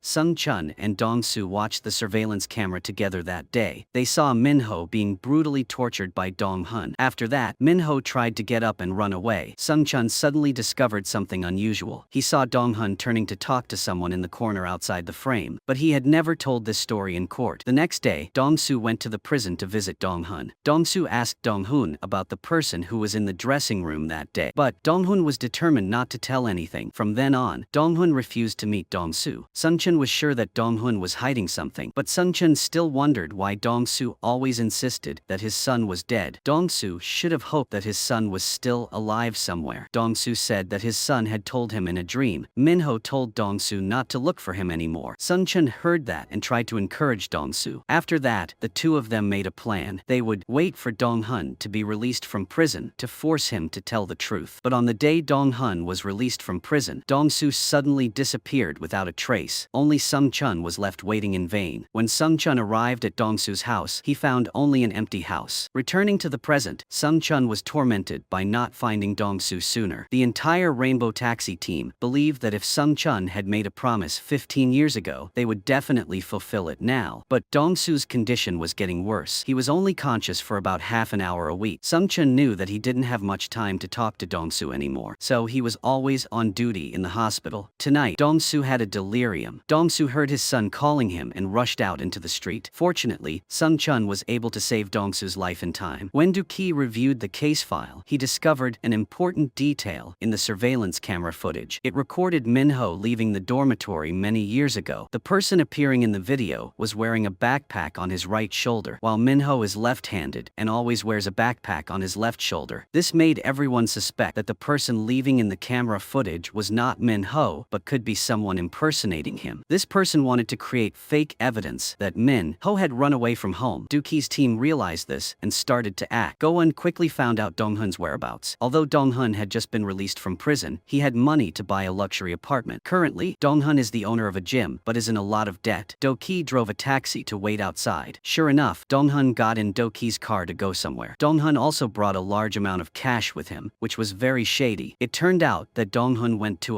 funeral home. The strange thing was that the parking lot outside was full of dusty cars. Doki was about to follow Dong Hun when he was stopped at the door. Thanks to the camera equipment with a super high antenna, Doki's team discovered that this place was actually a casino disguised as a funeral home. At the casino, Dong Hun played big and bet hundreds of millions of won. Doki's team deduced that Dong Hun's imprisonment could be to take responsibility for the team. Dong Hun wanted to cover up a bigger crime, or it could be because of someone behind the scenes pulling the strings. The luxurious apartment was hush money. To force Dong Hun to reveal his true nature, Doki started using psychological tactics. That night, Dong Hun saw a flyer on the car window with the content, "We haven't seen each other for a long time. Are you okay?" Soon after, the staff reported that there was the call asking about Dong Hun from a person named Minho. Then there was a letter asking about him taking the blame for someone else. Dong Hun panicked and ran to check the surveillance camera. There, Dong Hun discovered a person dressed exactly like Minho came to send the letter. Dong Hun panicked and went to the volleyball practice field to find Sung Uk. This person was working as a coach for the university team. Dong Hun asked Sung Uk if he was sure Minho was dead or not. Had he buried Minho carefully? Sung Uk was angry when he heard the other person mentioned the past, he threatened to bury Dong-hun and Minho. Obviously, Sung-yuk was an accomplice. He could even be the main culprit. However, the two did not know that Doki was standing nearby and had heard everything. At the same time, at the nursing home, Dong-soo dreamed of his son and woke up with a start. He suddenly recognized Sung-chun and held the other person's hand tightly. Dong-soo shed tears and thanked his friend. Sung-chun promised that he would definitely do it this time. He would find Minho for Dong-soo. It turned out that 15 years ago, Sung-yuk had intentionally driven a truck into Dong-soo. Sung-yuk wanted Dong-soo to not be able to continue investigating his son's death. Sung-chun was investigating that car crash, but it had been 15 years since it happened, so there were no clues at the scene. Dong-soo himself could not remember anything. At the same time, at the volleyball court, Sung-yuk reassured Dong-hun that Minho definitely could not contact Dong-hun. No matter what happened, Sung-yuk would protect Dong-hun. Only then did Dong-hun feel at ease and leave. According to Go-eun's investigation, Sung-yuk used to be a professional volleyball player, but his performance was very poor. But for some reason, after he retired, he became a coach at the university. To get Dong-hun's secret, Doki decided to punish him with money because he was too addicted to gambling. The next day, Doki broke into a casino disguised as a funeral home. The guard there asked Doki to exchange money. When Doki was still wondering what to do, suddenly a person appeared from behind the photo. He told Doki to give him the money and go inside. At that moment, a person with a hidden camera was dragged out by the casino's people. Go-eun guessed that they had a camera detector, so she advised Doki to temporarily retreat, but Doki was afraid that if he went out now, they would suspect him even more. So Doki pretended to drop all the money on the ground. Then he acted like a superstitious person. He was afraid that dropping the money would bring bad luck. Doki said that he would go back to pray to his ancestors and come back later. Thanks to this improvisation, Doki was not suspected by the casino's people. But if Doki couldn't bring in the hidden camera, the team wouldn't be able to help him. If Doki didn't have Go-eun to help, he wouldn't know what to do. At this moment, Choi-kyun suddenly volunteered for this mission. It turned out that Choi-kyun used to work at a remote research institute. In his free time, Choi-kyun had nothing to do but play cards. Therefore, he had trained his skills to be like a gambling god. However, if Choi-kyun went in alone and kept winning, the people in the casino would be suspicious. Therefore, Doki would go in with him to help, but the two of them had to act so that they didn't know each other. Doki would go in first and pretend to lose continuously. Then Choi-kyun would go in later. Choi-kyun waited until Doki left before sitting there. It turned out that Doki had lost all his money, so he had to go out and ask Go-eun for money to continue playing. Choi-kyun won continuously, so one of the people at his table got bored and left. Just then, Doki returned and immediately took his place. Choi-kyun took over the card dealing. The two of them planned to cheat Dong-hun in this game. Unexpectedly, at this moment, Dong-hun received a phone call. After listening, Dong-hun quickly left. Doki also quickly made an excuse to leave. Choi-kyun had to stay to avoid suspicion. Dong-hun rushed to his gym and then into the office. There was no camera inside, so Doki's team could not know what Dong-hun was doing. Go-eun volunteered to go there to find out. She played the role of a streamer who wanted to meet the gym owner for an interview. Although the staff here tried to stop her, Go-eun still innocently opened the door and rushed straight into the director's room. But there was no one inside. But when the other two people just pulled Go-eun out, Dong-hun appeared behind the door and asked what was wrong. Go-eun immediately pretended to have found the wrong person and immediately left. Apparently, Dong-hun was not in the room before, but just a few seconds later he appeared like a ghost. There was something fishy in Dong-hun's room. Meanwhile, Dong-soo dreamed about his son and the night of the accident 15 years ago. Despite his best efforts, he still could not remember anything about the driver who hit him. In the rare moments Dong-soo was awake, he was in great pain because he could not find his son. When Sung-chun returned to the hospital, he found Dong-soo lying unconscious on the ground. Dong-soo's wrist was bleeding profusely. The nurse told Sung-chun that this was not the first time Dong-soo had tried to end his life. Sung-chun accidentally found a notebook. It was hidden under the carpet next to Dong-soo's bed. In that notebook, Dong-soo wrote down the few memories he had when he was still conscious. Minho likes SNSD, likes bibimbap, and likes taking pictures of the sunset. There are also fragmented memories of the accident with the big truck. Sung-chun discovered a series of numbers that Dong-soo had written on the wooden cabinet. He took out his phone and quickly took a picture. Meanwhile, Dong-hun stayed in the office for 5 hours before coming out. However, Doki's group couldn't break in because the gym was open all day. There were always a lot of people coming in and out. In the end, Doki decided to buy the gym to find out the secret. Doki then returned to the casino. In the first game, he decided to use psychological tricks. He bet without looking at the cards and still won. This made Dong-hun Dong-hun start to panic. In the next game, Doki continued to shuffle the cards. This time, Doki decided to bet big. He decided to bet all his cards before turning them over. One person was scared and gave up, while Dong-hun felt angry. Dong-hun thought that Doki was only good at talking, so he spent all his money to bet until the end. Doki raised the bet to 100 cards. Then he continuously doubled the bet. Dong-hun picked a good card, so he thought he would surely win this game. Dong-hun even mortgaged the gym for this game. Doki asked Dong-hun to write a clear commitment before continuing to play. A moment later, Dong-hun turned over his cards and laughed loudly because he thought he had won. But unexpectedly, Doki turned over the biggest card in the deck. Doki took all the fall money in the gym. Dong-hun angrily yelled that Doki was playing dirty, but Dong-hun could not do anything to Doki. Doki happily took the gym key and left. The next day, Doki properly took over the gym. As soon as the gym changed owners, Doki immediately took down all Dong-hun's pictures. Doki hung up his picture to show his power. Afterwards, Doki went to watch the volleyball match of the university team led by Sung-uk. After the match, Sung-uk gave Dong-hun 20 million won. Sung-uk also told him that tomorrow's match was extremely important. Immediately after that, Dong-hun came to ask for installments to redeem the gym, but Doki immediately refused and sent Dong-hun away. Dong-hun had to beg to rent the director's room for just one day, because for Dong-hun, tomorrow was more important than life. At first, Dong-hun offered to rent the director's room for 1 million won a day, but Doki refused. Finally, Dong-hun knelt down and asked to rent it for 20 million won. Only then did Doki agree. The next day, Doki's group followed Dong-hun through the camera. They discovered Dong-hun entering a secret room in the office. Sung-chun showed the group a photo of the numbers Dong-soo carved on the wooden cabinet. It seemed like Dong-soo was trying to remember a 4-digit number. Doki immediately guessed that it was the license plate number. Sung-chun hurried back to the nursing home. Sung-chun knew that Dong-soo always used a watch to store memories. This was similar to how Sung-chun had recorded the door lock password with the seemingly broken clock hand. Sung-chun gave Dong-soo Minho's watch. Sure enough, when Dong-soo remembered the license plate number of the truck from years ago, he turned the clock hand and gave it to Sung-chun. The clock showed 12:03. Meanwhile at the gym, Dong-hun had disappeared for 5 hours in the secret room. When Dong-hun left, Doki immediately took action. He sprinkled milk powder on the glass, and the fingerprints revealed 4 numbers. Go-eun confirmed that those were the last 4 numbers of Dong-hun's phone number. When Doki entered the correct password, the door immediately opened. At this time, Doki understood that Dong-hun came here to control a match-fixing line. Dong-hun assisted Sung-uk in directing the players to miss and miss. They manipulated the match results according to the set scenario. At the same time, Sung-chun checked the vehicle registration records and found clues about the truck that caused the accident with Dong-soo. And the driver that year was Sung-uk. During today's match, Jun-tae from Chinwon High School made a series of mistakes. He not only collided with his teammates, but also missed shots. Coach Sung-uk stood outside the court shouting loudly, reminding his students to concentrate. However, Ji-hun noticed the coach giving Jun-tae some suspicious signals. Ji-hun angrily yelled at Jun-tae, Ji-hun telling him to come talk to Ji-hun after the match. After the game, Sung-uk called Jun-tae into his office to manipulate him. Sung-uk said that the life of an athlete is very tough, and the salary isn't enough to live on. Then, Sung-uk gave Jun-tae a thick envelope as payment. The amount inside was many times Jun-tae's salary. This made Jun-tae very happy, but Jun-tae was still worried because Ji-hun suspected their signals. Sung-uk reassured Jun-tae that he only needed to focus on the final match of the season, and he would take care of Ji-hun. It turned out that Sung-uk's plan was to hire someone to beat Ji-hun unconscious. The next day, Sung-uk visited Ji-hun in the hospital. Sung-uk pretended to scold Ji-hun for not taking care of his health during the season. Then, Sung-uk gave Ji-hun 20 million won. Sung-uk told Jun-tae to get full treatment before returning. After Sung-uk left the hospital, he received a call from Dong-hun reporting an incident at the gym. It turned out that Dong-hun had run a network cable from the basement to use the gym. He did this to avoid revealing his location. The server was located overseas and had an extremely difficult password to crack. However, Go-won discovered that Dong-hun had written down the password everywhere. Dong-hun spent 20 million won to rent this place for a day. The gambling mechanism was actually very simple. They bet on outcomes that were almost impossible. For example, in the second set, he missed 3 consecutive first touch returns. Or in the third set, he won 3 consecutive aces. Dong-hun monitored these attractive bets and reported them to Sung-uk. Sung-uk would then execute these bets during the match. Thanks to this, they easily earned 500 million won in just 3 hours. Go-won intended to shut down the gambling website immediately, but Doki advised her to stay quiet. It turned out that Doki wanted to use this famous website, Find Minho. Their task was to recruit one of the gamblers to their side. Meanwhile, Sung-uk was furious. As soon as he saw Dong-hun, he brutally attacked Dong-hun. Sung-uk forced Dong-hun to find a way to reclaim the gym by the next day. Afterward, Dong-hun went to the casino, but the more he gambled, the more he lost, almost to the point of being kicked out. Just as Dong-hun was about to suffer humiliation from losing all his money, Doki, disguised as Minho, appeared. Doki threw the gym lease agreement onto the table and proposed a bet using it as collateral. Dong-hun, unlucky, drew a single card. He thought he was doomed, but Doki shook his head, put down his cards, and walked away dejectedly. However, Dong-hun revealed his hand and discovered Doki's cards weren't bad at all. He chased after Doki to demand an explanation. Doki calmly replied, "Being a gym owner is more boring than I imagined." He then introduced himself as Minho, a name that immediately terrified Dong-hun. Doki invited Dong-hun out for drinks, but Dong-hun, frightened, refused. While Dong-hun was outside, Doki secretly knocked him unconscious. Doki then took Dong-hun to a secret room. When Dong-hun woke up, Doki lied, saying they had gone out drinking together the previous day. Dong-hun had gotten drunk and dragged Doki to this place. Not only did Dong-hun give Doki the password to enter, but he also boasted about the bet. Doki praised the idea of arranging the betting as brilliant. He then suggested forming an alliance with Dong-hun to make a lot of money. Doki promised to discuss it further with Dong-hun later, then calmly left. Dong-hun was left trembling on the ground. If Sung-uk found out about this, Sung-uk would kill him. Indeed, Sung-uk had called him many times since yesterday. Dong-hun called back and claimed he was too drunk and had fallen asleep. When the two met, Dong-hun hesitantly suggested moving offices, but Sung-uk immediately refused. He only told Dong-hun to carefully check the betting odds. Afterwards, Dong-hun went back to the gym to change the password for the secret room. Then he hired a group of thugs to ambush Minho. Unexpectedly, Jin-eon, disguised as a police officer, appeared. Jin-eon demanded to inspect the place because Jin-eon had received a report that illegal gambling was taking place. The thugs fled as soon as they saw the police arrive. After Jin-eon left, Ki slowly appeared. Doki confessed that he was so happy that he accidentally bragging to his friends about the gambling deal. Unexpectedly, one of his friends reported him to the police. Dong-hun was furious, but he couldn't do anything to Doki. Go-eun showed the team videos of Chinwang High School's matches. Everyone could see that every time Sung-uk gave a signal, Jun-tae immediately made a mistake. Jun-tae even intentionally injured his teammates because there were even injury bets in the Fwam match. Doki's team concluded that this was the last match of the season. Therefore, the gamblers would place a big bet to win a lot of money. Doki decided to win over Jun-tae. That same day, Go-eun disguised herself as a female student and infiltrated Jun-tae's school. She casually sat next to Jun-tae and showed him her phone, asking him to unlock it. Jun-tae immediately unlocked his phone. Go-eun pretended to want Jun-tae's phone number to get acquainted, but in reality, she was hacking into his phone to copy his data. A few seconds later, Jun-tae received a message from Go-eun. It turned out to be an advertisement for a fortune-telling service. The fortune teller predicted that Jun-tae's luck was very good that day. Immediately afterwards, Choi-kyung, disguised as a janitor, placed a notebook in the restroom. When Jun-tae saw €100 notes sticking out, he immediately took both the money and the notebook. Inside the notebook were a lot of money and information about university volleyball players. Jun-tae was given a 5-star rating, indicating the greatest potential. When Jun-tae saw a business card with Lorenzo Kim's name on it, he immediately looked it up online. Jun-tae discovered that Lorenzo Kim was a recognized European volleyball agent specializing in supporting Asian stars. Of course, those articles were all fabricated by Go-eun. Immediately afterwards, Doki impersonated Lorenzo Kim. Later, Doki borrowed Sung-chun's luxury car. As soon as Doki appeared, Jun-tae's eyes widened in surprise. He immediately recognized the man as Lorenzo Kim. Doki continued to pretend to observe the team's practice, searching for potential talents. Just then, Go-eun alerted him that Dong-hun was arriving, and there was a possibility Dong-hun would encounter Doki at the baseball field. But Doki remained calm and proactively went to meet Dong-hun. Doki claimed he was there to meet the coach to settle a bet. Doki even threatened that if Dong-hun didn't cooperate, he would report him to the police to collect the reward money. Dong-hun was furious but couldn't do anything. He reluctantly promised to arrange a meeting between Doki and the coach. A short while later, Jun-tae followed Doki to a coffee shop. Doki pretended to boast to his assistant that he had just discovered a talent named Jun-tae. Doki deliberately spoke in Italian to increase credibility, and everything unfolded exactly as Doki had planned. Jun-tae used a translation device. He overheard Doki discussing the search for a skilled libero in Korea. Hearing this, Jun-tae thought his life was about to change. Go-eun reported that as soon as Doki left, Jun-tae immediately went online to research European volleyball leagues. This is human psychology. People are always suspicious of information revealed by others, but they trust information they find themselves. Juntae had independently tracked down and researched Lorenzo Kim, so Juntae completely trusted him without any suspicion. Sung-yu gave Dong-hun a stack of money and told him to work carefully, because the next match was the last of the season. Sung-yu was going to make a big bet. At this moment, Doki unexpectedly appeared and greeted Dong-hun. Doki again intentionally brought up volleyball. Doki pretends to recognize Sung-yu as the coach of Chinwang high school soccer team, so he invites him to dinner to discuss business. Sung-yu becomes suspicious and questions Dong-hun. Dong-hun is forced to confess that Doki has discovered the secret room and that the betting money for the upcoming match is very large. Doki is certain that the gamblers want to eliminate him. Sure enough, Dong-hun calls Doki. He invites Doki to dinner to discuss business with Sung-yu. Doki immediately realizes that the address Dong-hun sent doesn't have a May restaurant. Doki decides to drive an old car to the meeting point. On the way, a gang of thugs appears and blocks Doki's car. They force Doki into a construction site where a tow truck is waiting. Fortunately, Go-on warned Doki in advance, allowing him to avoid the tow truck. Two cars were chasing and cornering Doki's car. Ahead, two other cars had set up chains, waiting. The two Kia cars separated, allowing Doki's car to crash directly into the chains. The car flipped over and exploded. When Sung-yu received the video footage of the burnt-out car, he was certain that Doki had passed away. Suddenly, Sung-yu asked the name of the person he had just ordered killed. As soon as he heard the name Minho, he immediately became furious with Dong-hun. Of course, Doki couldn't die so easily. As soon as he dodged the tow truck, he silently jumped out. The empty car continued speeding and met with a catastrophic accident. The next day, the university volleyball finals took place. Doki, once again disguised as Lorenzo, waited outside. Sure enough, Juntae arrived and returned Doki's notebook. Juntae introduced himself. He confessed that he had seen some of the contents inside the notebook, so he knew what Doki was there for. Doki praised Juntae's innate talent, even saying that Juntae would succeed in European tournaments. But Juntae couldn't make any more mistakes, as the number of errors in each match was too high, and they occurred regularly. Juntae was so moved he almost cried. He promised that he would play well today. During the match, Sung-yu signaled Juntae to make a mistake on the first touch return. Juntae nodded in agreement, but he wanted to impress Lorenzo in the stands. So, in the next play, Juntae made a superb first touch return, helping his team score a point. After that, Juntae continued to showcase his talent, but this angered Sung-yu and Dong-hun. At that moment, Doki called Dong-hun. Doki revealed that he was watching the match from the stands. When Dong-hun saw that Doki was still alive, he was extremely frightened. Dong-hun immediately ran to find Sung-yu. During the halftime break, Sung-yu called Juntae aside to reprimand him. However, Juntae asked to compete based on his own abilities, hoping for a chance to compete in Europe. Sung-yu laughed at Juntae's delusions and threatened that if Juntae didn't want his career ruined, he had to do as Sung-yu said. But Juntae had been completely brainwashed by Doki. In the next half, Juntae played with all his strength and talent, continuously scoring points for his team. In the end, Chinwang's team won and claimed the championship. However, Sung-yu went berserk because he had lost all his betting money. He grabbed Juntae by the neck to confront him. Unexpectedly, Juntae threatened to expose Sung-yu's gambling. Juntae demanded that Sung-yu apologize to Minho. Juntae pointed towards the stands, where Doki is playing the role of Minho, the unfortunate victim from years ago. Just then, Dong-hun arrived. Dong-hun asked why Minho wasn't dead, yet he had seen Minho sitting in the stands earlier. Sung-yu became even more enraged. He rushed after Doki to get to the bottom of things, but when Sung-yu entered the dressing room, he found all the name tags had been changed to Minho's, and his picture was plastered everywhere. When Sung-yu ran outside, he overheard Choi Kyung and Jin-yeon discussing the discovery of Minho's body. Sung-yu panicked. He dashed to a deserted hillside while calling the leader to report the situation. It turned out that Minho's body had been buried right next to someone else's grave. Sung-yu frantically dug around and discovered Minho's old-school uniform. At this moment, Sung-yu breathed a sigh of relief. He immediately called his boss, but Sung-yu didn't know that Doki had witnessed the whole thing. The boss seemed unhappy to know that Sung-yu had dug up the grave to check. At this point, Sung-yu realized he had made a huge mistake. Sung-yu's boss was named Wang Jin. He was running an illegal boxing ring in Thailand, forcing people to fight each other to live stream and make money from gambling. Just then, a subordinate informed Wang Jin that a gambling website he had set up in Korea had been shut down. Wang Jin immediately called Sung-yu to confront him. When Wang Jin knew that Sung-yu had dug up Minho's grave to check, he realized the situation was dire. Wang Jin immediately ordered his subordinate it to book a ticket for him to return to Korea. 17 years ago, Minho, Sung-wook, and Dong-hun were players on the Chinwon High School soccer team. Wang Jin was the team's sponsor. Wang Jin often bought the whole team lots of delicious food. Each time, Sung-wook and Dong-hun happily accepted, but Minho stubbornly refused. However, because Wang Jin was so enthusiastic, and Minho's two friends kept urging him, Minho reluctantly accepted. One time, Minho accidentally saw Wang Jin secretly giving Sung-wook a piece of paper. He gave Sung-wook some instructions. In the next match, Sung-wook made several mistakes, which greatly annoyed Minho. After the match, Minho saw Sung-wook and Dong-hun discussing something. Curious Minho took the paper to read it. Unexpectedly, it contained instructions that had caused their mistakes in the match. Minho immediately realized that his two friends were involved in gambling. Shortly after, Wang Jin approached Minho for a private conversation. Wang Jin reminded Minho that he had helped him many times before. Then, Wang Jin made a request to Minho. Minho immediately guessed that Wang Jin wanted him to participate in match fixing. Wang Jin said that Minho didn't need to fix the entire match. He only needed to make a few mistakes, as instructed. In return, Minho would be paid until he turned professional. However, Minho stated frankly that he would report it to the police. Despite Wang Jin's threats and attempts at persuasion, Minho remained resolute in his refusal to compromise with such dirty tricks. Even so, Minho hesitated to report it to the police because he felt guilty towards his two close friends. Minho called his father to confide in him, who advised him to do what he thought was right. Minho sought out Dong-hun and urged him to turn himself in to receive leniency. Unfortunately, Wang Jin was also there and overheard everything. He went berserk, brutally beating Minho with a stick. Then he ordered Dong-hun to continue beating Minho. Dong-hun didn't dare argue, so he hit Minho once and chased Minho away. Recently, surveillance cameras recorded Dong-hun assaulting Minho, an event that was part of Wang Jin's plan. Wang Jin instructed Sung-wook to accompany him, while Dong-hun stayed behind for another 5 minutes. Minho, staggering from a head injury, was suddenly hit by a car. The culprit was Wang Jin. Dong-hun panicked upon knowing that Minho was dead. However, Wang Jin threatened that if Dong-hun reported it to the police, he would become a murder suspect. Wang Jin ordered Sung-wook to wear Minho's clothes and appear in the camera's frame. This would create false evidence that Minho was still alive. Afterwards, the two buried Minho next to Wang Jin's grandmother's grave. Because Minho's body was never found, Dong-hun was only sentenced to 5 months in prison for assault. This lenient sentence greatly angered Minho's father. Not long after, Sung-wook informed Wang Jin that Minho's father had met with Dong-hun in prison, and it seemed Minho's father knew Dong-hun had an accomplice. That same night, Wang Jin lured Dong-soo out and then drove his truck into his father. When Wang Jin saw Dong-soo lying motionless in a pool of blood, he was certain that the father was dead. Returning to the present, upon returning to Korea, Wang Jin immediately went to his grandmother's grave. Although he saw that the police had discovered Minho's body, he remained calm. Sung-chun believed Sung-wook was the murderer of Minho, but Doki still felt suspicious, because when Sung-wook dug up the body, he called someone as if asking for permission. There might be another culprit who hasn't been revealed yet. That same day, Sung-wook was summoned by Wang Jin. When Sung-wook arrived, he was horrified to see Wang Jin fishing, but the large fish turned out to be Sung-wook's friend. Dong-hun begged Wang Jin to spare his life, but Wang Jin still drowned him to death. Afterward, Wang Jin turned to Sung-wook and demanded an explanation. Why did Sung-wook have to dig up the body? The police confirmed that the remains found were indeed Minho's. The cause of death was a traffic accident, as the remains showed signs of complex fractures throughout the body. That night, Minho's remains were to be transferred to the hospital morgue for the funeral. Unexpectedly, Wang Jin and his accomplices attacked the car and stole the remains. While Choi Kyung and Jin Eon were preparing for Minho's funeral, they received news that the remains had been stolen. At that moment, rushed in, frantically reporting that Dong-hun's gym had burned down, and Dong-hun had been found dead at the scene. But the surprises didn't end there. The news reported that Jun-tae had confessed to rigging the match on Sung-wook's orders. Sung-wook was found drowned. Doki's team concluded that the culprit behind all this was an unknown perpetrator. Doki suddenly worried that Dong-soo would be in danger, and the truth was exactly as Doki suspected. Wang Jin approached Dong-soo. He mocked Dong-soo, calling him a senile old man. Wang Jin suspected that someone had helped Dong-soo find Minho. That very night, Wang Jin took Dong-soo out of the hospital. Fortunately, Sung-chun and Doki arrived just in time. Sung-chun rushed in and was immediately beaten up by a thug. Doki immediately took revenge for Sung-chun. At this moment, Wang Jin realized that Doki was the one behind helping Dong-soo. Doki also knew that Wang Jin was the one who stole Minho's body. Suddenly, Wang Jin pushed Dong-soo's wheelchair down the slope. Luckily, Doki rushed over and stopped the wheelchair. Taking advantage of the opportunity, Wang Jin immediately got into his car. He threw Doki a phone and sped away. Wang Jin realized that Doki was not someone to be easily intimidated, so he immediately ordered his subordinates to prepare special equipment. It turned out that Wang Jin was the grandson of the late chairman, the founder of the Qinhuang University Foundation. The money from the gambling websites all belonged to Wang Jin. The grave where Minho was buried was actually Wang Jin's grandmother's grave. The problem was that Minho's remains were now in Wang Jin's hands. The only remaining evidence, if Minho's remains were destroyed, the truth about what happened that year would be buried forever. Therefore, Doki's team decided to act immediately. The next day, Wang Jin called Doki. Wang Jin promised to repay many times the amount Dongsu had paid Doki, but Doki insisted on meeting Wang Jin in person before discussing the money. Wang Jin sent Doki the address and threatened that if Doki arrived late, he wouldn't find Minho's skeleton. The meeting place was an abandoned middle school. A henchman checked and confirmed that no cars were following before letting Doki inside. Wang Jin told Doki to follow the path marked with an X. Wang Jin recounted that he had killed a friend as a child, and his grandmother realized that her grandson hadn't accidentally killed someone. Therefore, immediately after Wang Jin graduated from elementary school, she built this school to imprison him. Doki followed Wang Jin's instructions to a statue. On the ground was a suitcase containing many body-worn cameras. It turned out that Wang Jin was making Doki play a survival game. If Doki won, he would get Minho's remains. If Doki lost, Wang Jin would destroy everything. The school bell rang, signaling the start of the first round. Doki, wearing the cameras, went inside and realized that the enemy was numerous and surrounded him from all sides. Everyone was wearing a camera on their chest. It turned out that Doki's battle was being live-streamed on overseas dark websites, so viewers could participate in betting. Doki defeated each opponent one by one, wielding a hammer to sweep away his enemies. Wang Jin was incredibly excited as the betting money was increasing rapidly. Meanwhile, Choi Kyung and Jin Eon discovered a chimney emitting thick black smoke near the abandoned middle school. Doki climbed upstairs and locked the door. Unexpectedly, what awaited him was the second round. Upstairs was a gang of thugs, even more terrifying than the previous ones. Doki immediately put on gloves to fight them. After a fierce battle, Doki defeated the thugs in the second round. Doki asked Gohan to find the broadcasting room because he suspected Wang Jin was there. Wang Jin was tasked with connecting the hallway cameras to monitor Doki. However, Go Yun completely disrupted his surveillance system, causing viewers to leave. Enraging Wang Jin, he immediately ordered his subordinates to attack Doki. By the time Doki found the control room, the third round's bell had rung. A thug wielding dual swords stepped out to confront Doki, but he was instantly knocked down. Wang Jin tried to lure Doki into a fight for money, but Doki only used his teacher's stick to beat them. Only after two of his subordinates were defeated did Wang Jin intervene. Wang Jin possessed incredibly formidable fighting skills. After a long battle, Doki finally subdued Wang Jin. Next came Doki's devastating punches. He wanted to unleash his rage on behalf of the victims Wang Jin had harmed. At this point, Wang Jin was truly terrified. He intended to use Minho's remains as leverage, but Doki told him that Doki didn't need them anymore. It turned out that before the remains were cremated, Choi Kyung and Jineon had managed to find them. Wang Jin offered Doki a large sum of money, but Doki responded with a powerful kick. Wang Jin fell into the pre-dug pit. Falling from the third floor was equivalent to being hit by a car traveling at 60 kilometers per hour. Minho and his father must have suffered similar pain when Wang Jin ran them over with his car. Doki placed an hourglass. 3 minutes each day was the time Dongsu was awake to remember his son, but perhaps no one would remember Wang Jin. Then, Doki had sand thrown in to bury Wang Jin. Elsewhere, Dongsu dreamed of Minho amidst a beautiful sunset. He apologized to his son for being late. However, Minho comforted Dongsu, saying that his father had worked hard. When Dongsu woke up, he personally bid farewell to his son under the sky that Minho loved. Through the rearview mirror, Doki saw a satisfied smile on Dongsu's face. Tonight, like every other night, Doki drove his familiar taxi through the deserted streets. However, today he picked up a special passenger. The young woman confided in Doki that she was a trainee in a girl group. Her dream was to become an idol and bring hope to everyone. Doki deeply appreciated that dream, and throughout the journey, the girl kept a smile on her face. When the taxi reached a long bridge, the girl got out, leaving behind a seemingly peaceful smile. Doki continued driving around the bridge to pick up his next passenger, but when he turned around, he suddenly noticed something unusual. The girl who had just gotten out of the car had disappeared. A gut feeling told Doki that something was wrong. He immediately jumped out of the car and leaped into the icy river. This time, he saved a life. The girl is now in the hospital and is no longer in life-threatening danger. However, the test results showed that she was severely malnourished. Go-un believes this is a consequence of overly rigorous training, but Doki finds a suicide note from the girl. It reveals a darker truth. In the letter, Romy swears to the other members that she never did anything wrong to them, but to protect the group's dream, Romy was forced to accept all the injustices. Go-un suspects Romy was framed or harmed. Just then, Doki receives a call from the hospital. They report that Romy has regained consciousness, but as soon as Romy wakes up, the company manager immediately shows up. Regardless of Romy's unrecovered health, the manager insists on taking her away immediately. In the parking lot, Romy is terrified. She doesn't want to return to the company, but Romy is slapped in the face by the manager. Even though she is knocked down, she desperately pleads with him. At that very moment, Doki's taxi sped forward and crashed straight into the manager. After the manager was knocked unconscious, Romy got into Doki's car. She knew he was the one who had saved her from the water. She burst into tears and recounted the whole incident to Doki. Romy and her best friend had dreamed of becoming idols. They had sent many dance videos to entertainment companies. Finally, one company called them for an audition. The company representative was very pleased, but the company stipulated that the two had to drop out of high school to focus on training. Because of their dream, Romy and her best friend defied their parents' objections and left school. They packed their bags and went to the city full of hope. But when they were about to sign the contract, Romy discovered an unreasonable clause. Trainees had to pay a huge training fee. Director Kang explained that the company would advance the money, considering it a risky investment. Later, when the two of them debuted as idols, they would earn money to repay the company. Hearing this, the two girls felt reassured and signed the agreement, and so they officially became trainees. Here, they joined a team with 3 other girls. The 5 formed a team led by Romy. Trainee life began with extreme rules such as handing in their phones every night, reporting their weight every morning, and absolutely no complaining to family. Despite the harsh rules, the 5 girls decided to agree when they thought of their brilliant dream. In the following days, Romy and the members began practicing incredibly hard. Although everyone had to endure many hardships, they persevered for their dream. The hardest thing wasn't the training itself, but the pressure of managing their physique. If the girls' weight exceeded 40 kilograms, they would be called pigs and had to lose weight down to 38 kilograms. One member was so hungry that she had to sneak into the bathroom to eat a banana. After a year of hard training, the girls were overjoyed when they watched the promotional video for their first single. Seeing themselves shining in the video, they thought heaven was right before their eyes. After tasting the sweetness of their first success, the 5 girls worked even harder. But what awaited them was not their dream debut day, but the beginning of hell. One night, the manager took Romy out of the dormitory. He said he was taking her to a private recording studio. After Romy drank the bottle of water the manager gave her, she fainted without realizing it. When Romy woke up, she found herself not in the recording studio, but in a luxurious hotel room filled with imported liquor. Romy panicked and quickly ran away. She told Director Kang about it, but the manager claimed that Romy got out of the car on her own accord. Director Kang suspected that Romy had lost too much weight, causing her to lose her composure. Director Kang even scolded Romy, reminding her not to let personal matters affect the team. Shortly after, she showed Romy an anonymous video that had been sent to her. It showed Romy at the hotel that night. Director Kang warned that the company couldn't resolve the issue temporarily, so Romy had to handle it herself. Romy had no other choice but to seek help from Department Head Baek Jin. Department Head Baek Jin said that the sender of the video said they could delete it on the condition that Romy date them for a year. The sender threatened that if Romy refused, her entire group would be ruined, unable to debut, and would have to pay a huge sum of money for breach of contract. Because Romy didn't want to jeopardize the other members' dreams, she returned to the hotel as requested. But in the end, Romy still decided to run away. That very evening, Romy wrote a suicide note. She thought that only by disappearing would the problem be completely resolved. After Doki's team heard Romy's story, they decided to investigate the truth about what happened that night. The next day, Sung Chun, posing as a prosecutor, inspected Romy's management company. He took away all the documents from Director Kang's office. Among them, Go-un found a secretly recorded video of Romy. Upon closer examination, Go-un discovered that besides Romy, there was another person in the video. The reflection on the stone floor in the main room was Bae Jin. It turned out that he was the mastermind behind the whole thing. To infiltrate Director Kang's company, Doki drove his car into Romy's manager again. The manager's position was vacant and needed replacing. Doki and Sung Chun then deliberately went to the restaurant that Director Kang frequented to stage a play. Doki pretended to be a job applicant, showing absolute loyalty to his superior. Seeing this, Director Kang proactively offered Doki the new manager position, on the condition that Doki absolutely obey Director Kang. The next day, in his capacity as manager, Doki went to the company and witnessed the girls' situation firsthand. Because they focused on dancing instead of looking at the camera, Director Kang slapped them in the face and severely insulted them. Romi's best friend inquired about Romi's situation, but Director Kang only told her to concentrate on practice and not worry about trivial matters. Later, while charging Director Kang's computer, Doki secretly transferred the data to Gohan. After a few tense minutes, the data was successfully copied. While Gohan was checking, Doki received a call from Director Kang. She told Doki to get a pen from the glove compartment in the passenger seat. It turned out that the pen contained a listening device. Director Kang instructed Doki to always carry it with him so he could record all the trainees' conversations. Director Kang also warned Doki that he absolutely must not be friendly or laugh with them, otherwise he would be fired immediately. That night, Baekjin showed Doki a picture of Romi. He demanded that if Doki saw Romi anywhere, he must report it to him immediately. At the same time, Doki absolutely must not let Romi meet the other members. When Doki returned to the base, Jin-an removed the listening device from the pen so Doki could speak normally. Gohan discovered the horrifying truth in the contract the trainees had signed. In fact, each member was burdened with a debt of up to 40 million won per month. They also tracked down the hotel where Romi was secretly filmed. That same night, Doki decided to go to the hotel to investigate, but Doki was almost discovered by Director Kang, who unexpectedly appeared there. Doki was forced to hide in another room to avoid being exposed. That night, a girl group was busy preparing for their first debut performance. This was a moment they had earned through sweat and tears. One member suddenly complained of leg pain, but the manager forced her to endure the pain and go on stage. However, backstage operations went wrong, and the girls were held back for a long time. Their bodies and minds were extremely exhausted. As a result, when the group officially performed, an accident occurred. A girl named Nari slipped and fell off the stage. A nail on the wooden board pierced her leg. Due to severe gangrene, she ultimately had to have her leg amputated. The distraught girl wondered what to do about her bleak future. When she overheard the nurses gossiping about her, she lost control. She grabbed a pen from the table and attacked them, as if the whole world had turned against her. It turned out that the unfortunate girl was Director Kang. Meanwhile, Doki, Choi-kyun, and Jin-yeon had begun their investigation. They infiltrated a discreet entertainment establishment. The security camera system there was not connected to the outside network. After Jin-on connected a hacking device to the electrical system, Gohan gained control of all the building's surveillance cameras. She immediately informed Doki that Director Kang was drinking with a famous television director, discussing business. Director Kang showed no mercy to Romi. She only wanted to exploit the remaining members of the group. Director Kang gave Director Lee a yellow card and asked him to keep an eye on the Elements group. Suddenly, Director Kang noticed a strange noise. Outside, she went to investigate and saw the motion sensor light was on, which was very suspicious. Luckily, Go-in quickly alerted Doki to hide. When Director Kang pushed open the door to check, she found no one. Doki was hiding behind another door inside the room. Go-in cleverly switched the motion sensor light on and off repeatedly. Director Kang thought the sensor was malfunctioning and temporarily dismissed her suspicions. At this point, Doki realized that this room was where Romi had been secretly filmed. The Elements group was still practicing for their official debut tomorrow. In front of the camera, Director Kang forced the girls to smile. They absolutely could not show their true emotions. However, after the practice sessions, the members didn't forget Romi. They sent Romi many words of encouragement. The members all hoped Romi would soon return to the group. Romi didn't reply to any messages because she feared that her mere presence would discourage and distract the other members, thus affecting Element's debut the next day. Since Director Kang was also present at the location where Romi was secretly filmed, she could very well be the one behind Baekjin's actions. However, Doki currently lacks sufficient evidence to conclude anything. He decided to temporarily put the investigation on hold because Element's official debut was tomorrow. As their manager, Doki wanted to ensure the girls had a successful debut. The next morning, Doki led the 4 girls into the main hall of the television station. But on that very day, a famous senior artist returned, so no one paid attention to the girls. Even Director Lee casually referred to their group as Elephant. Despite this, the 4 girls maintained their professional smiles. They introduced themselves as elephants, elements that bring happiness to the world. Just before filming, an unexpected incident occurred. Jian fainted from exhaustion. Baekjin had to carry Jian to the hospital. Doki had to stay behind alone to negotiate with the broadcasting station to request a rescheduled performance. However, the station coldly stated that if the group was short a member, the performance would be cancelled. In that tense moment, Doki made a bold decision. He took the stage himself to dance in Jian's place. When the stage lights came on, Doki stepped out with the demeanor of a true idol. When the performance ended, Doki even winked and made a heart gesture in a very cute way. Doki's confidence astonished everyone. It turned out that during his time as manager, Doki had always danced with the group and had memorized every move. After the debut, Doki treated the whole group to a lavish meal. When Director Kang saw Doki being so close to the girls, she wanted to test his loyalty. Director Kang ordered him to beat Jian because she almost ruined the company's plans. Doki had no other choice. But just as he was about to act, Jineon suddenly appeared and pretended to cause trouble. The two of them worked together seamlessly, turning Jineon into the one who took the beating instead of Jian. The act was so perfect that Director Kang completely believed them. Doki not only cleared her of all suspicion, but also officially became Director Kang's trusted confidant. Director Kang then voluntarily retrieved the eavesdropping pen. Afterwards, Doki and Director Kang went to the shopping mall. It was then that he realized she was particularly obsessed with shoes. As soon as Director Kang entered the store, she bought 4 pairs of shoes without a second thought. Perhaps because Director Kang had lost a leg, this was her way of filling the void in her soul. The Element Group's training video was completed. When the girls saw themselves on the screen, they were filled with anticipation for their debut day. Unbeknownst to them, the moment the video was finished was also the moment they began their descent into a deep abyss. The next day, Jin Seok introduced a wealthy businessman to Director Kang. Through eavesdropping, Doki and Goen knew Director Kang's true nature. On the big screen, the girls' training videos were playing for the businessman to choose from. If he liked a girl, Director Kang would force her to date him, just like she had done with Romy. The businessman was eager to meet Sojung immediately, but Director Kang rescheduled the meeting for a few days, saying she needed time to destroy Sojung's dream. After the businessman left, Director Lee arrived. He was indeed a famous director at the television station, but the videos he filmed for the girls were received privately from Director Kang. The fake stages were set up solely to deceive the girls. They were tricked into filming videos for wealthy men to watch. Finally, Doki and everyone else saw the true nature of Director Kang. From the beginning, she had no intention of letting the trainees truly debut. Her purpose in training them was merely to turn them into playthings and drinking tools for wealthy men. Director Kang continuously dragged aspiring idols down the cliff, destroying others' dreams to compensate for her own past failures. Doki's team decided they had to punish these wicked people. That night, Doki arranged to meet Romy. He played her a recording of Director Kang's conversation with Director Lee. At the same time, Doki gave Romy the choice. Romy followed the instructions on the card to the designated location. Without hesitation, she pressed the green revenge button. Immediately afterward, the Rainbow Taxi team began their operation. They were determined to make Director Kang's group pay the price. Sojung was also secretly filmed, just like Romy. Director Kang used the excuse of the group's future and their debut to pressure Sojung into accepting a date with a wealthy man. Because Sojung feared affecting the other members, she reluctantly agreed. Meanwhile, Doki was driving to pick up Sojung to meet the wealthy man. Unbeknownst to Doki, she was his first target. Doki suddenly turned on his headlights and sped past Baek Jin. Immediately afterward, Doki, driving a modified taxi with sharp hooks, slammed into the back of Baek Jin's car. He then accelerated to maximum speed, finally swerving and flipping Baek Jin's car over several times. This was a fitting punishment for Baek Jin. At the same time, the wealthy man had brought 2 friends to have fun with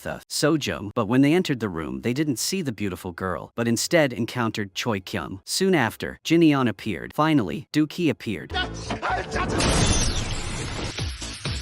The next to be punished was Director Lee. At this time, he was filming a live television program. Suddenly, the speakers in the studio played a recording of his secret conversation with Director Kang. Director Lee immediately lost control. He frantically tried to turn off the sound, but failed. Director Lee ran to unplug the speaker, but the spotlight above suddenly fell and injured him. Immediately afterward, Director Kang saw news reports about her crimes. The downstairs was surrounded by reporters. Director Kang hurriedly returned home to gather money to escape. But no matter where Director Kang went, she was still followed by cameras. Director Kang had no choice but to hide on the rooftop. She called Baek Jin but couldn't reach him, so she called Doki and asked him to come pick her up. Unexpectedly, as Director Kang stepped onto the rooftop, she found Doki waiting there. Doki asked Director Kang what it felt like to debut. Doki said he wanted to turn her into an idol, so he was determined to be her manager. Anyone can fail, but if someone fails today, they can start again tomorrow. Although Director Kang had also failed, she chose to make others achieve the same result as her. At this moment, Director Kang realized that Doki had exposed her mistakes. However, Director Kang showed no remorse. She argued that the girls couldn't become idols anyway, so Director Kang was just helping them make money. Suddenly, dozens of drones flew up simultaneously. The lights shone directly on Director Kang. The light reminded her of the time she fell and broke her leg on stage. In a panic, Director Kang screamed and swung her handbag to ward off the drone, but she panicked and tripped. Doki rushed to grab Director Kang's bag, but it ripped, leaving her clinging with only one hand. Finally, Director Kang gave up. She deliberately let go, allowing herself to fall to the ground, ending her own sinful life. After the culprits were punished, Romy was finally reunited with her bandmates. Because Director Kang's incident was exposed, the story of the Elements quickly spread. Online, many fans posted messages of support, demanding Elements officially debut. Finally, the band, which was almost ruined, had a chance to shine. With this, the fourth revenge of the Rainbow Taxi team was successfully completed. In the bustling fish market, a man wearing a hat silently got into his vehicle and drove away. He appeared to be delivering fish. Reaching a deserted stretch of beach, he unloaded a body wrapped in a bag. He placed a piece of paper and some money inside. Then he put the body on a raft and pushed it out to sea. Meanwhile, Choi Kyung, driving, encountered an old acquaintance. Maria approached Choi Kyung asking for help with a girl named Dasan. She had saved up her pocket money for over a year just to buy a pair of gloves for her father, who was hospitalized after a traffic accident. But instead of warm gloves, a scammer on a second-hand app sent Dasan a brick. Choi Kyung offered to compensate Dasan, but she wanted to use her savings to buy a gift for her father. So Choi Kyung decided to help Dasan get back the 98,000 won, and he would teach the scammer a lesson he'd never forget. At the Rainbow Taxi garage, the team was worried about Choi Kyung's inexplicable absence. Soon after, Choi Kyung returned in a terrible state. It turned out he had planned to catch the scammer for Dasan, but he messed up. Initially, Choi Kyung had ordered a phone online to lure the scammer into revealing himself. He even transferred money up front to gain trust. But after the scammer received the money, he disappeared. And that wasn't the end of it. Choi Kyung then tried buying a bicycle. He transferred half the deposit and lost it all. The total loss amounted to 5 million won. The police were helpless because the bank account and SIM card were both fake. The money had been transferred overseas, so Doki and his team had to recover the 5 million won for Choi Kyung. Using the tracking number, Doki and Go-on tracked down the sender's address. But when they arrived, they only found thick smoke billowing out. Two people broke the glass and rescued a woman named Min Song. It turned out she was also a victim of a scam. Because Min Song was pregnant, she had to stay home from work, so she bought cheap baby items on a second-hand website. When the package arrived, Min Song discovered she had been scammed. Inside the package was only a brick and a provocative photo. It read, "Thanks, I tricked you." Because Min Song had paid in advance, no matter how many times she called, the person on the other end wouldn't answer. Finally, Min Song had to go to the local police station to report it. After the police checked, they found that the information Min Song provided didn't belong to anyone. Even the phone number was fake. The police told Min Song to go home and wait for news, promising to contact her as soon as they had results, but no one knew exactly how long it would take. Min Song understood that the police's promises were empty and that the scam would likely never be solved. She decided to deal with the scammer herself. She posted his full information on a second-hand website, warning people to be careful not to be scammed. She even commented on each of the scammer's posts, warning that they were scams and that people should absolutely not transact with them. Soon after, the scammer called to threaten Min Song. Her actions clearly angered him. From that day on, her phone was flooded with strange calls and countless spam messages. It turned out the scammer had changed his contact information to Min Song's. The next day, Min Song had to change both her phone and her number. But when Min Song got home, she found many food delivery drivers arriving. All the orders required payment upon delivery. Min Song explained that she hadn't ordered the food, but the delivery driver wouldn't accept any excuse. Finally, Min Song had to pay for the food. Just as she sat down, there was a frantic knocking on the door. When Min Song opened it, a woman stormed in, cursing her as a scammer and demanding her money back. The woman dragged Min Song outside and shouted loudly for the neighbors to hear that there was a notorious scammer on the floor. Fortunately, local police arrived quickly to intervene. Unbeknownst to her, Min Song's personal information had been leaked online, and everyone mistakenly thought she was a real scammer. Every day, Min Song received numerous abusive messages. This affected her husband's work, but he wouldn't listen to her explanations. He only told her to stay home and be quiet. Today, Min Song went to the hospital alone for a prenatal checkup, but as soon as she finished her checkup, she received another call from the scammer. Even though Min Song had changed both her phone number and contact information, the The scammer still knew all of her details. Soon after, he even sent a photo of her at the hospital. Only then did Min-song realize that all her actions were under his control. On her way down to the hospital lobby, she felt everyone's gazes were strange. Min-song felt as if her personal information had been completely compromised. She quickly called the police, but she was instead taken to the police station. It turned out that the police had recently received many fraud complaints, and the account being accused belonged to Min-song. No matter how she explained, the police refused to believe her. The more Min-song pleaded her innocence, the more desperate she became. To avoid further harassment, Min-song and her husband decided to move to a new house. Min-song thought she would be safe here, but unexpectedly, before she'd even been here a day, the scammer called. Min-song threatened the scammer that she was recording the call and would report him to the police, but the scammer was unafraid and even challenged her. He asked if the police could protect Min-song, claiming they couldn't catch him, but he could catch her anytime. Before Min-song could hang up, food arrived at her house. Panicked, Min-song begged the scammer to spare her. Hearing this, he sent her his bank account number, promising to let her go if she transferred 30 million won. For a pregnant woman without a job or savings, that amount was enormous. Meanwhile, outside, the sound of numerous delivery drivers knocking on the door was incessant. The immense pressure made Min-song feel like she couldn't breathe, and a short while later, she collapsed and suffered a miscarriage. Go-on investigated and discovered that most of the scammer's information was fake. However, through the audio recording, they were able to recognize his voice. Based on the photo the scammer sent, Doki's team found a building across the street with a similar angle. Through surveillance cameras, Go-on quickly identified the target. She found a private detective agency. When Doki asked who hired them to take the photo, Lee Chun refused to say and instead called a gang of thugs to attack Doki. As a result, Doki beat up all the thugs. Only then did Lee Chun reveal the information about who hired him. However, that information belonged to Choi Kyung. This means that the victim's personal information is being used indiscriminately. Go-on wondered why the scammers would hire private detectives to torment their victims. Doki observed that from the beginning, Min-song's revenge plot followed two different styles. One was a cowardly but diligent petty con artist. The other was a ruthless individual who enjoyed tormenting others. The person who hired the private investigator was definitely that ruthless type. After Doki's team determined that this was a professional scam organization, Go-won came up with the idea of fighting fire with fire. Instead of the team having to hunt down the con artists, they would lure them to themselves. Go-won created a fake website selling tickets for the idol group Element's first concert. Doki's team pretended to be fans, commenting and liking posts, lamenting their inability to buy tickets to create the illusion of scarcity. The con artist saw this as a good opportunity and bought tickets from Go-won's fake website to resell for profit. He was unaware that he had fallen into a trap because the website had GPS tracking installed. The con artist contacted Doki at this point. Doki is posing as someone who urgently needs to buy a ticket and is paying in cash. To test him, the scammer arranges to meet Doki at a remote location. But as soon as Doki arrives, the scammer immediately changes his plan. He tells his accomplice to call and say he's been in an accident. He makes Doki wait. Doki quickly approaches and realizes the scammers are just a group of very young teenagers. Doki immediately lures the scammer into a taxi and takes him to a gloomy warehouse. There, Doki threatens the scammer fiercely. Meanwhile, Choi Kyung and Jin Eon play the roles of psychopathic killers. They wield weapons and threaten to kill the scammer. Terrified, the scammer quickly confesses that he's just a part-time employee and has never met the boss. All of the boss's orders are communicated via phone. Doki concludes that these criminals are not simple at all. They viewed crime as a highly profitable business. The mastermind even provided instruction manuals and tools to his part-time workers, turning them into mindless puppets. The mastermind thought he was earning money, not that he was breaking the law. To expose the mastermind, Choi Kyung asked the scammer to call him. The scammer lied, saying he wanted to quit his job. Because of the shortage of workers, the mastermind immediately posted a job advertisement online. Since Choi Kyung's voice had been exposed, the responsibility of being a spy fell to Go-won. She had to perfectly impersonate a job applicant. After Go-won submitted her application, she underwent a rigorous verification process. Go-won had to take a photo with a V sign on her right cheek, followed by a phone interview. During the interview, Go-won confidently lied, claiming she had previously worked in telemarketing. She even promised to quit her job as soon as she had enough money for a house deposit. This convinced the manager, who hired her immediately. When Go-won arrived at work, she discovered it was a study room. Inside were more than 10 students, all members of a scam organization. Soon after, a package arrived at Go-won's door. Inside were a laptop, a phone, and a scam manual. The manager gave Go-won very detailed instructions. lessons, from not using written documents but instead taking screenshots to avoid being traced, to telling Go-eun to answer customers naturally. Meanwhile, the manager was secretly monitoring her via computer camera. As soon as Go-eun started work, she quickly closed deals brilliantly. Go-eun collaborated with Doki to stage a tragic play. Doki played the role of a concert ticket buyer. Go-eun fabricated a story that her brother had died in an accident while delivering tickets. Doki immediately transferred 7 million won, but Doki transferred the money to Go-eun's personal account, not the scammers. The manager was overjoyed when he received a message notifying him that the money had gone to another account. The manager called Go-eun, demanding she transfer the money back to the company account. His tone changed from sweet to threatening, but Go-eun confidently declared that she would quit. After Go-eun left, the part-time workers discovered their computers were infected with a virus. It turned out Go-eun had installed malware, paralyzing all of the scammers' computers. Then, Go-eun deliberately transferred 30,000 won to the manager, claiming it was payment for her training that day. The manager was furious. He used his old trick to get revenge. He ordered a lot of food delivery to Go-eun's address, but he didn't know that Go-eun and her team had prepared in advance. Under Go-eun and Doki's guidance, the delivery drivers gathered at the Rainbow Taxi office. Doki bought all the food and then distributed it to the company's drivers. Go-eun happily announced that she was a mukbang YouTuber. She even asked the manager to order more food for her. This infuriated the manager, who then posted Go-eun's photos and personal information online, slandering her as a fraud. Unexpectedly, Go-eun anticipated the manager's next move. She even declared that she intended to pursue this profession and that the manager's actions only served to make her more famous. Before hanging up, Go-eun reminded him to include her new phone number in the post. The manager was now completely enraged. He grabbed an electric baton and went looking for Go-eun. He called a private investigator to find Go-eun's address. At this moment, Choi Kyung, posing as a detective agency employee, gave Go-eun's address to the manager. As soon as the manager saw Go-eun, he immediately pulled out a taser and lunged at her. But Go-eun wrestled him to the floor and delivered a decisive kick. The manager panicked and tried to run away, but Doki chased after him. Doki followed the manager back to his hideout and knocked him unconscious with a punch. Doki discovered the manager's house was full of online shopping packages that had been fraudulently purchased, including the gloves Da-san had bought for her father. Doki called Choi Kyung and Jin-on for help. They returned all the packages to the rightful owner. Even so, the manager didn't apologize. He even tried to lure Doki into the scamming business. Just then, a package arrived via express delivery. The manager happily boasted that it was a warranty service from his superiors, but with the intuition of a secret agent, Doki sensed danger. When Doki heard a ticking sound from inside the box, like a timer, he shouted to stop the person opening it, but it was too late. The box exploded immediately afterward. It turned out that the warranty here was actually a way to eliminate witnesses and cover up the evidence. Doki ran outside and saw a truck carrying seafood speeding away. Doki realized that the manager was just a scapegoat and the real mastermind remained a mystery. The truck boarded a ferry and headed to the island. It seemed the police on the island were quite familiar with him. When the truck reached a deserted area, it stopped. The driver unloaded a body wrapped in a bag. He placed some money and a piece of paper inside. Then he put the bag on a raft and pushed it straight out to sea. The driver stood there emotionless, as if he had done this countless times before. Meanwhile, based on the license plate Doki saw, Go-eun quickly located the truck. She discovered it belonged to a salad restaurant on a small island called Samhung. Additionally, the manager's house contained a numbered ticket for lighting lanterns at a temple, which was also located on that very island. Realizing the island was no ordinary place, Doki and Sung-chun immediately disguised themselves as fishermen to investigate. Upon arrival, they checked into a local hotel. The hotel owner immediately recognized them as fishermen. However, one thing bothered Doki and Sung-chun: the owner's cold and rude attitude. After completing the check-in, they drove to Samhung Temple. The temple was very large but deserted. Doki noticed the numerous lamps in the shrine. These lamps, originally used for prayer, didn't have wishes written on them. Instead, they displayed dates and monetary amounts. It seemed these lanterns were being used as accounting records. While the two were wondering about this, the island police arrived. He reported that they had received a complaint that two strangers had illegally trespassed on private land. Under the police's urging, Doki and Sung-chun had to temporarily leave the temple. Both felt that both the temple and the police were very suspicious. At that moment, at the foot of the mountain outside the temple, the familiar truck sped past Doki and Sung-chun. Temples don't normally eat fish. Doki became even more certain that this place wasn't a Buddhist temple. When Doki and Sung-chun got to the truck, they discovered a stranger already sitting inside. This person introduced himself as a photographer photographer and asked for a ride. The photographer spoke in a very eerie way. He said that the people here weren't like humans, and that he liked photographing sunsets here because they were so intense. When the photographer got out of the car, he even wished them a good time fishing. Doki felt even more uneasy after hearing this. It seemed everyone on the island knew they were there to fish. That evening, Doki and Sung Chun returned to the hotel, but they discovered small drops of blood on the walkway to their room. Following the blood trail, they entered the room and found a large fisherman sitting there. He had just killed a fish, and blood was splattered all over him. He glared at them menacingly. The man said he wanted to buy their fish. He wondered why they hadn't brought any fish back with them. Sung Chun immediately informed the hotel owner that a stranger had entered his room, but she coldly replied that it was normal for guests to come and buy fish. Meanwhile, a line of people were entering the hotel, handing over their phones and some kind of paperwork. On the way back to their room, Doki felt as if someone was following him. The next day, Goen found information about the manager who died in the explosion. He had lived in Cambodia for a year and a half. The unusual thing was that after returning to Korea, he visited Ki-hun in prison. This was a notorious phone scammer in Cambodia. Clearly, the manager's operation of the scamming group was thanks to this Ki-hun. While Sung Chun was talking, he noticed the truck, the photographer, and the police leaving the island. Taking advantage of the temple being unguarded, Doki decided to infiltrate it again. In a room with a no-entry sign, Doki discovered numerous bank cards and ID photos. He also saw many hidden surveillance screens in front of the Buddha statue. It turned out that the entire island was being monitored from there. Furthermore, Doki noticed the words Judicial Training Institute engraved on a pen. It seemed that this time, Doki's team's opponent was no ordinary person. At the same time in Seoul, Choi Kyung returned the gloves to Dasan. When he saw Dasan happily giving the gloves to her father, he was so moved that he couldn't hold back his tears. 6 months earlier, this was the first time Woo Jong, who had been mysteriously eliminated by a battery explosion, set foot on the island. As soon as he arrived, he followed a map to a restaurant next to a guest house. But Woo Jong wasn't there to eat. He was looking for someone named Ji Sung. When he saw the owner, Miss Han, sitting at the counter, he immediately pulled out a backpack full of money and said he wanted to find Ji Sung to change his life. Miss Han, however, looked dejected and said she didn't understand what Woo Jong was saying. Meanwhile, in a corner of the restaurant, a man sat silently eating noodles and overheard the entire conversation. Woo Jong was immediately taken to the police station by Officer Kim for a lecture. Despite this, Woo Jong didn't give up his goal. He kept muttering about finding Ji Sung. At this moment, Miss Han was calling Ji Sung in prison to confirm if Woo Jong was the person he had introduced. It turned out that Ji Sung had been arrested and imprisoned for fraud, but somehow Ji Sung still managed to introduce business opportunities to the people on the island. Just as Mrs. Han finished talking to Ji Sung, the customer who had been quietly eating noodles suddenly stood up and said he would personally go pick up Woo Jong. Officer Kim, receiving the order, immediately removed Woo Jong's handcuffs. The customer from the restaurant also went to the police station to pick up Woo Jong. This was the photographer who had hitched a ride with Doki in a taxi. He was known as Screenwriter Go. As Woo Jong left the police station, he saw a truck carrying fish waiting, but instead of fish, it was the two news reporters who had just arrived on the island with Woo Jong. Woo Jong was terrified, but because this was a life-changing opportunity, Woo Jong still trembled as he agreed to work for Screenwriter Go. Meanwhile, back in the present, while Doki was infiltrating the temple to gather information, Screenwriter Go was already on a truck heading to the mainland by ferry. On the ferry, Screenwriter Go met a monk and said he was going to the mainland to prepare for a new scam. The monk announced that he would be going to confront the intruder who had broken into his temple a few days earlier. He also sent Officer Kim to deal with the other intruder who was pretending to fish offshore. Sung Chun was fishing but couldn't catch anything. Suddenly, Officer Kim arrived in his boat and offered to take Sung Chun to a place with more fish. Sung Chun refused, but Officer Kim subtly hinted that Sung Chun wasn't there to fish and that refusing would only increase suspicion. Therefore, Sung Chun reluctantly agreed to get on the boat. He let Officer Kim take him wherever he wanted. Soon after, the ferry docked on the mainland. Go-won, Choi Kyung, and Jin-eon followed. Go-won rode her motorcycle, following the truck, while Choi Kyung and Jin-eon followed Screenwriter Go. Screenwriter Go went to a center for alcohol rehabilitation. There, everyone shared their past addictions. Some even admitted to having committed bad deeds because of their addiction. When it was Screenwriter Go's turn to share his story, he said he was there only for inspiration for writing the script. Meanwhile, Go-won followed the truck to the fish market and discovered that the fishermen were packing something into cardboard boxes. It turned out that the scam instruction manual, the one Woo Jong had given Go-won earlier, had been prepared on the island. Afterward, it was brought here for packaging and distribution. The truck driver even distributed plane tickets to some foreigners. It seems this scam is operating overseas as well. Go-eun was discovered by Deok-ju, so she had to find a way to escape. However, Deok-ju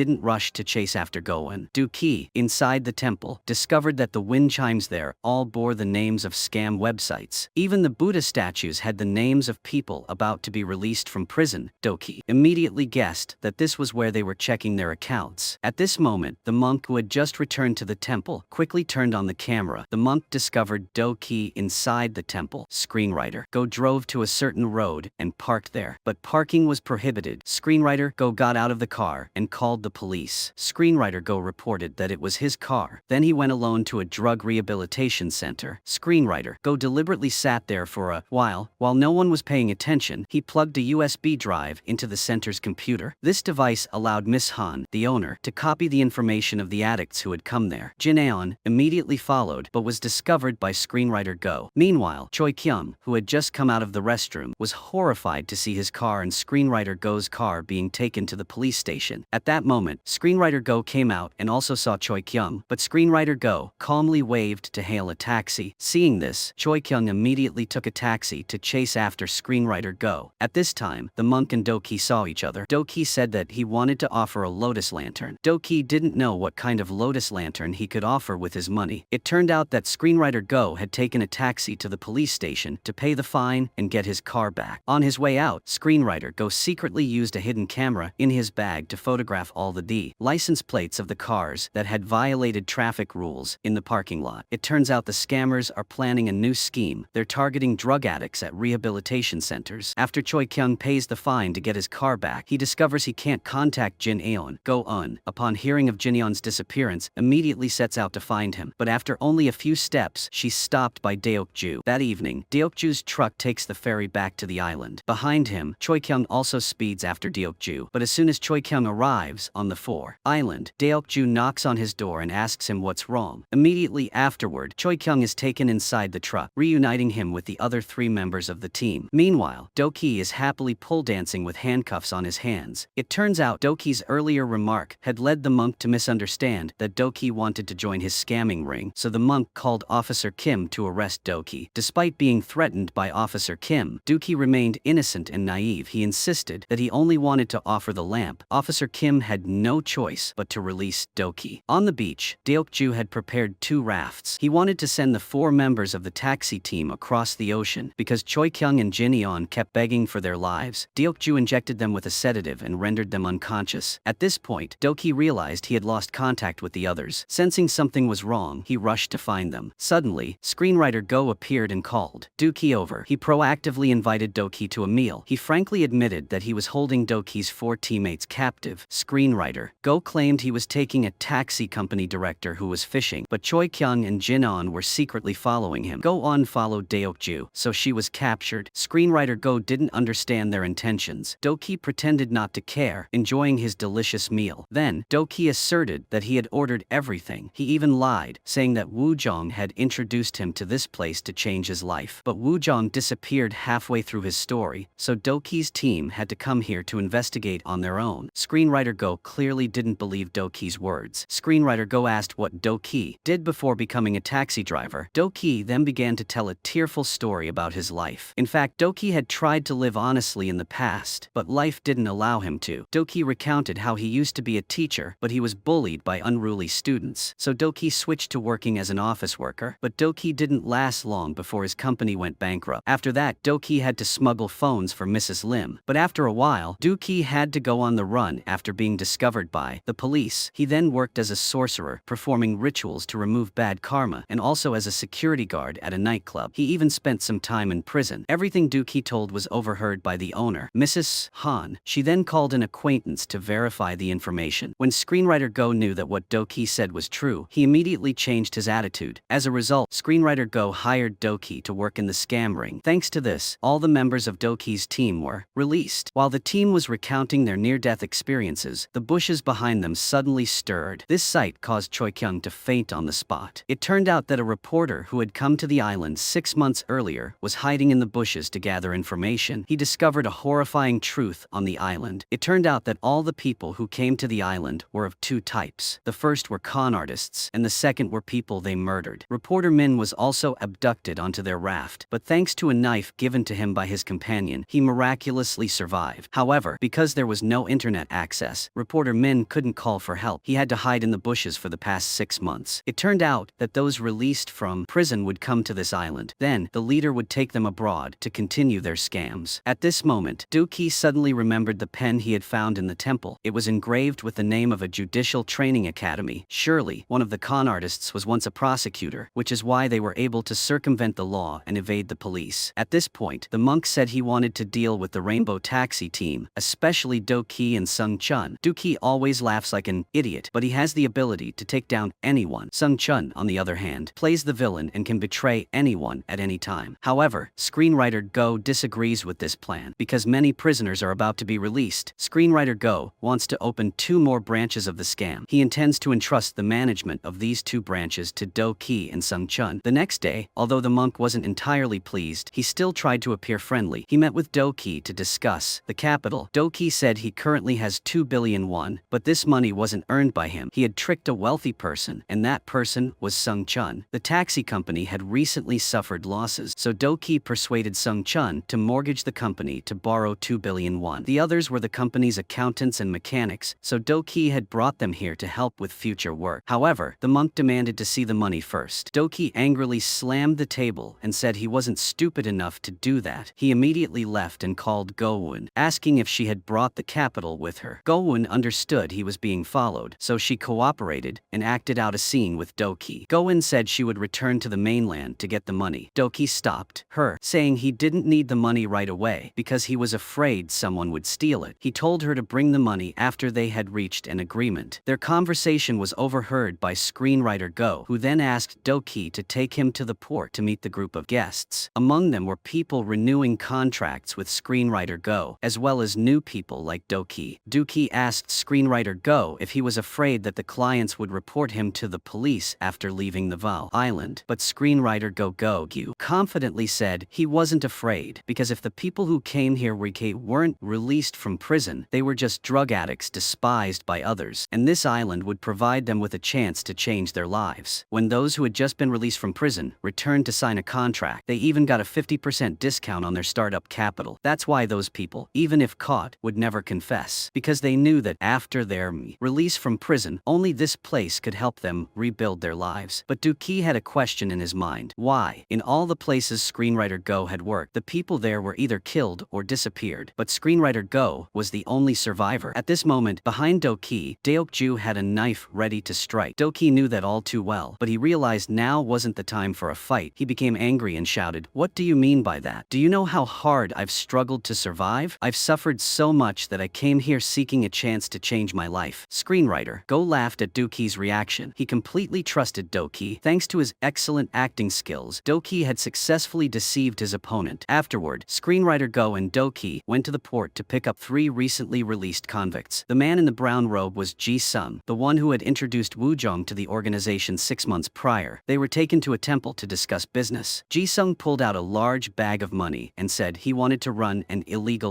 gambling website. But Mrs. Han said that 1 billion won wasn't enough. However, Ji-sung remained confident he could do it because Ji-sung had 2 years of experience in stock and cryptocurrency scams. Mrs. Han immediately analyzed the costs for him. They had many expenses to cover, such as server fees, brokerage fees, and even monthly protection money for the police. Therefore, 1 billion won wouldn't be enough to maintain the website for 2 months. Finally, Mrs. Han advised Ji-sung to return to his old profession. Ji-sung should accumulate capital for a few years and then open a gambling website later. After Ji-sung decided to return to his old profession, screenwriter Go immediately came to collect Ji-sung's money. Then, the 2 people Ji-sung had introduced came up for consultation, but they didn't bring any money. Instead, they brought 2 bags full of clothes. Ji-sung was furious because these 2 were ruining his reputation with screenwriter Go. However, they still refused to listen to him. They wanted to hear the advice first and then find the money later. Immediately, Miss Han turned off projector and stopped the consultation. Seeing this, the 2 young men criticized her, saying the information she had just provided was a scam. They could easily find that information themselves with a little effort. Hearing this, screenwriter Atuma Go chased them out. Immediately afterward, the 2 young men were murdered by Deokju. Going back 7 years, the monk was still still a missionary, and screenwriter Go was a prosecutor. The monk was scamming a group of fanatics, claiming he would use the donations to build a church. But as soon as the group received the stamped money transfer receipt, they planned to flee. However, screenwriter Go caught them. The monk had committed fraud many times before, but due to his lack of experience, he had been caught numerous times. This time, however, screenwriter Go proposed that the monk cooperate with him. They will co-found a scam company. Miss Han is currently in prison serving a sentence for creating a series of fraudulent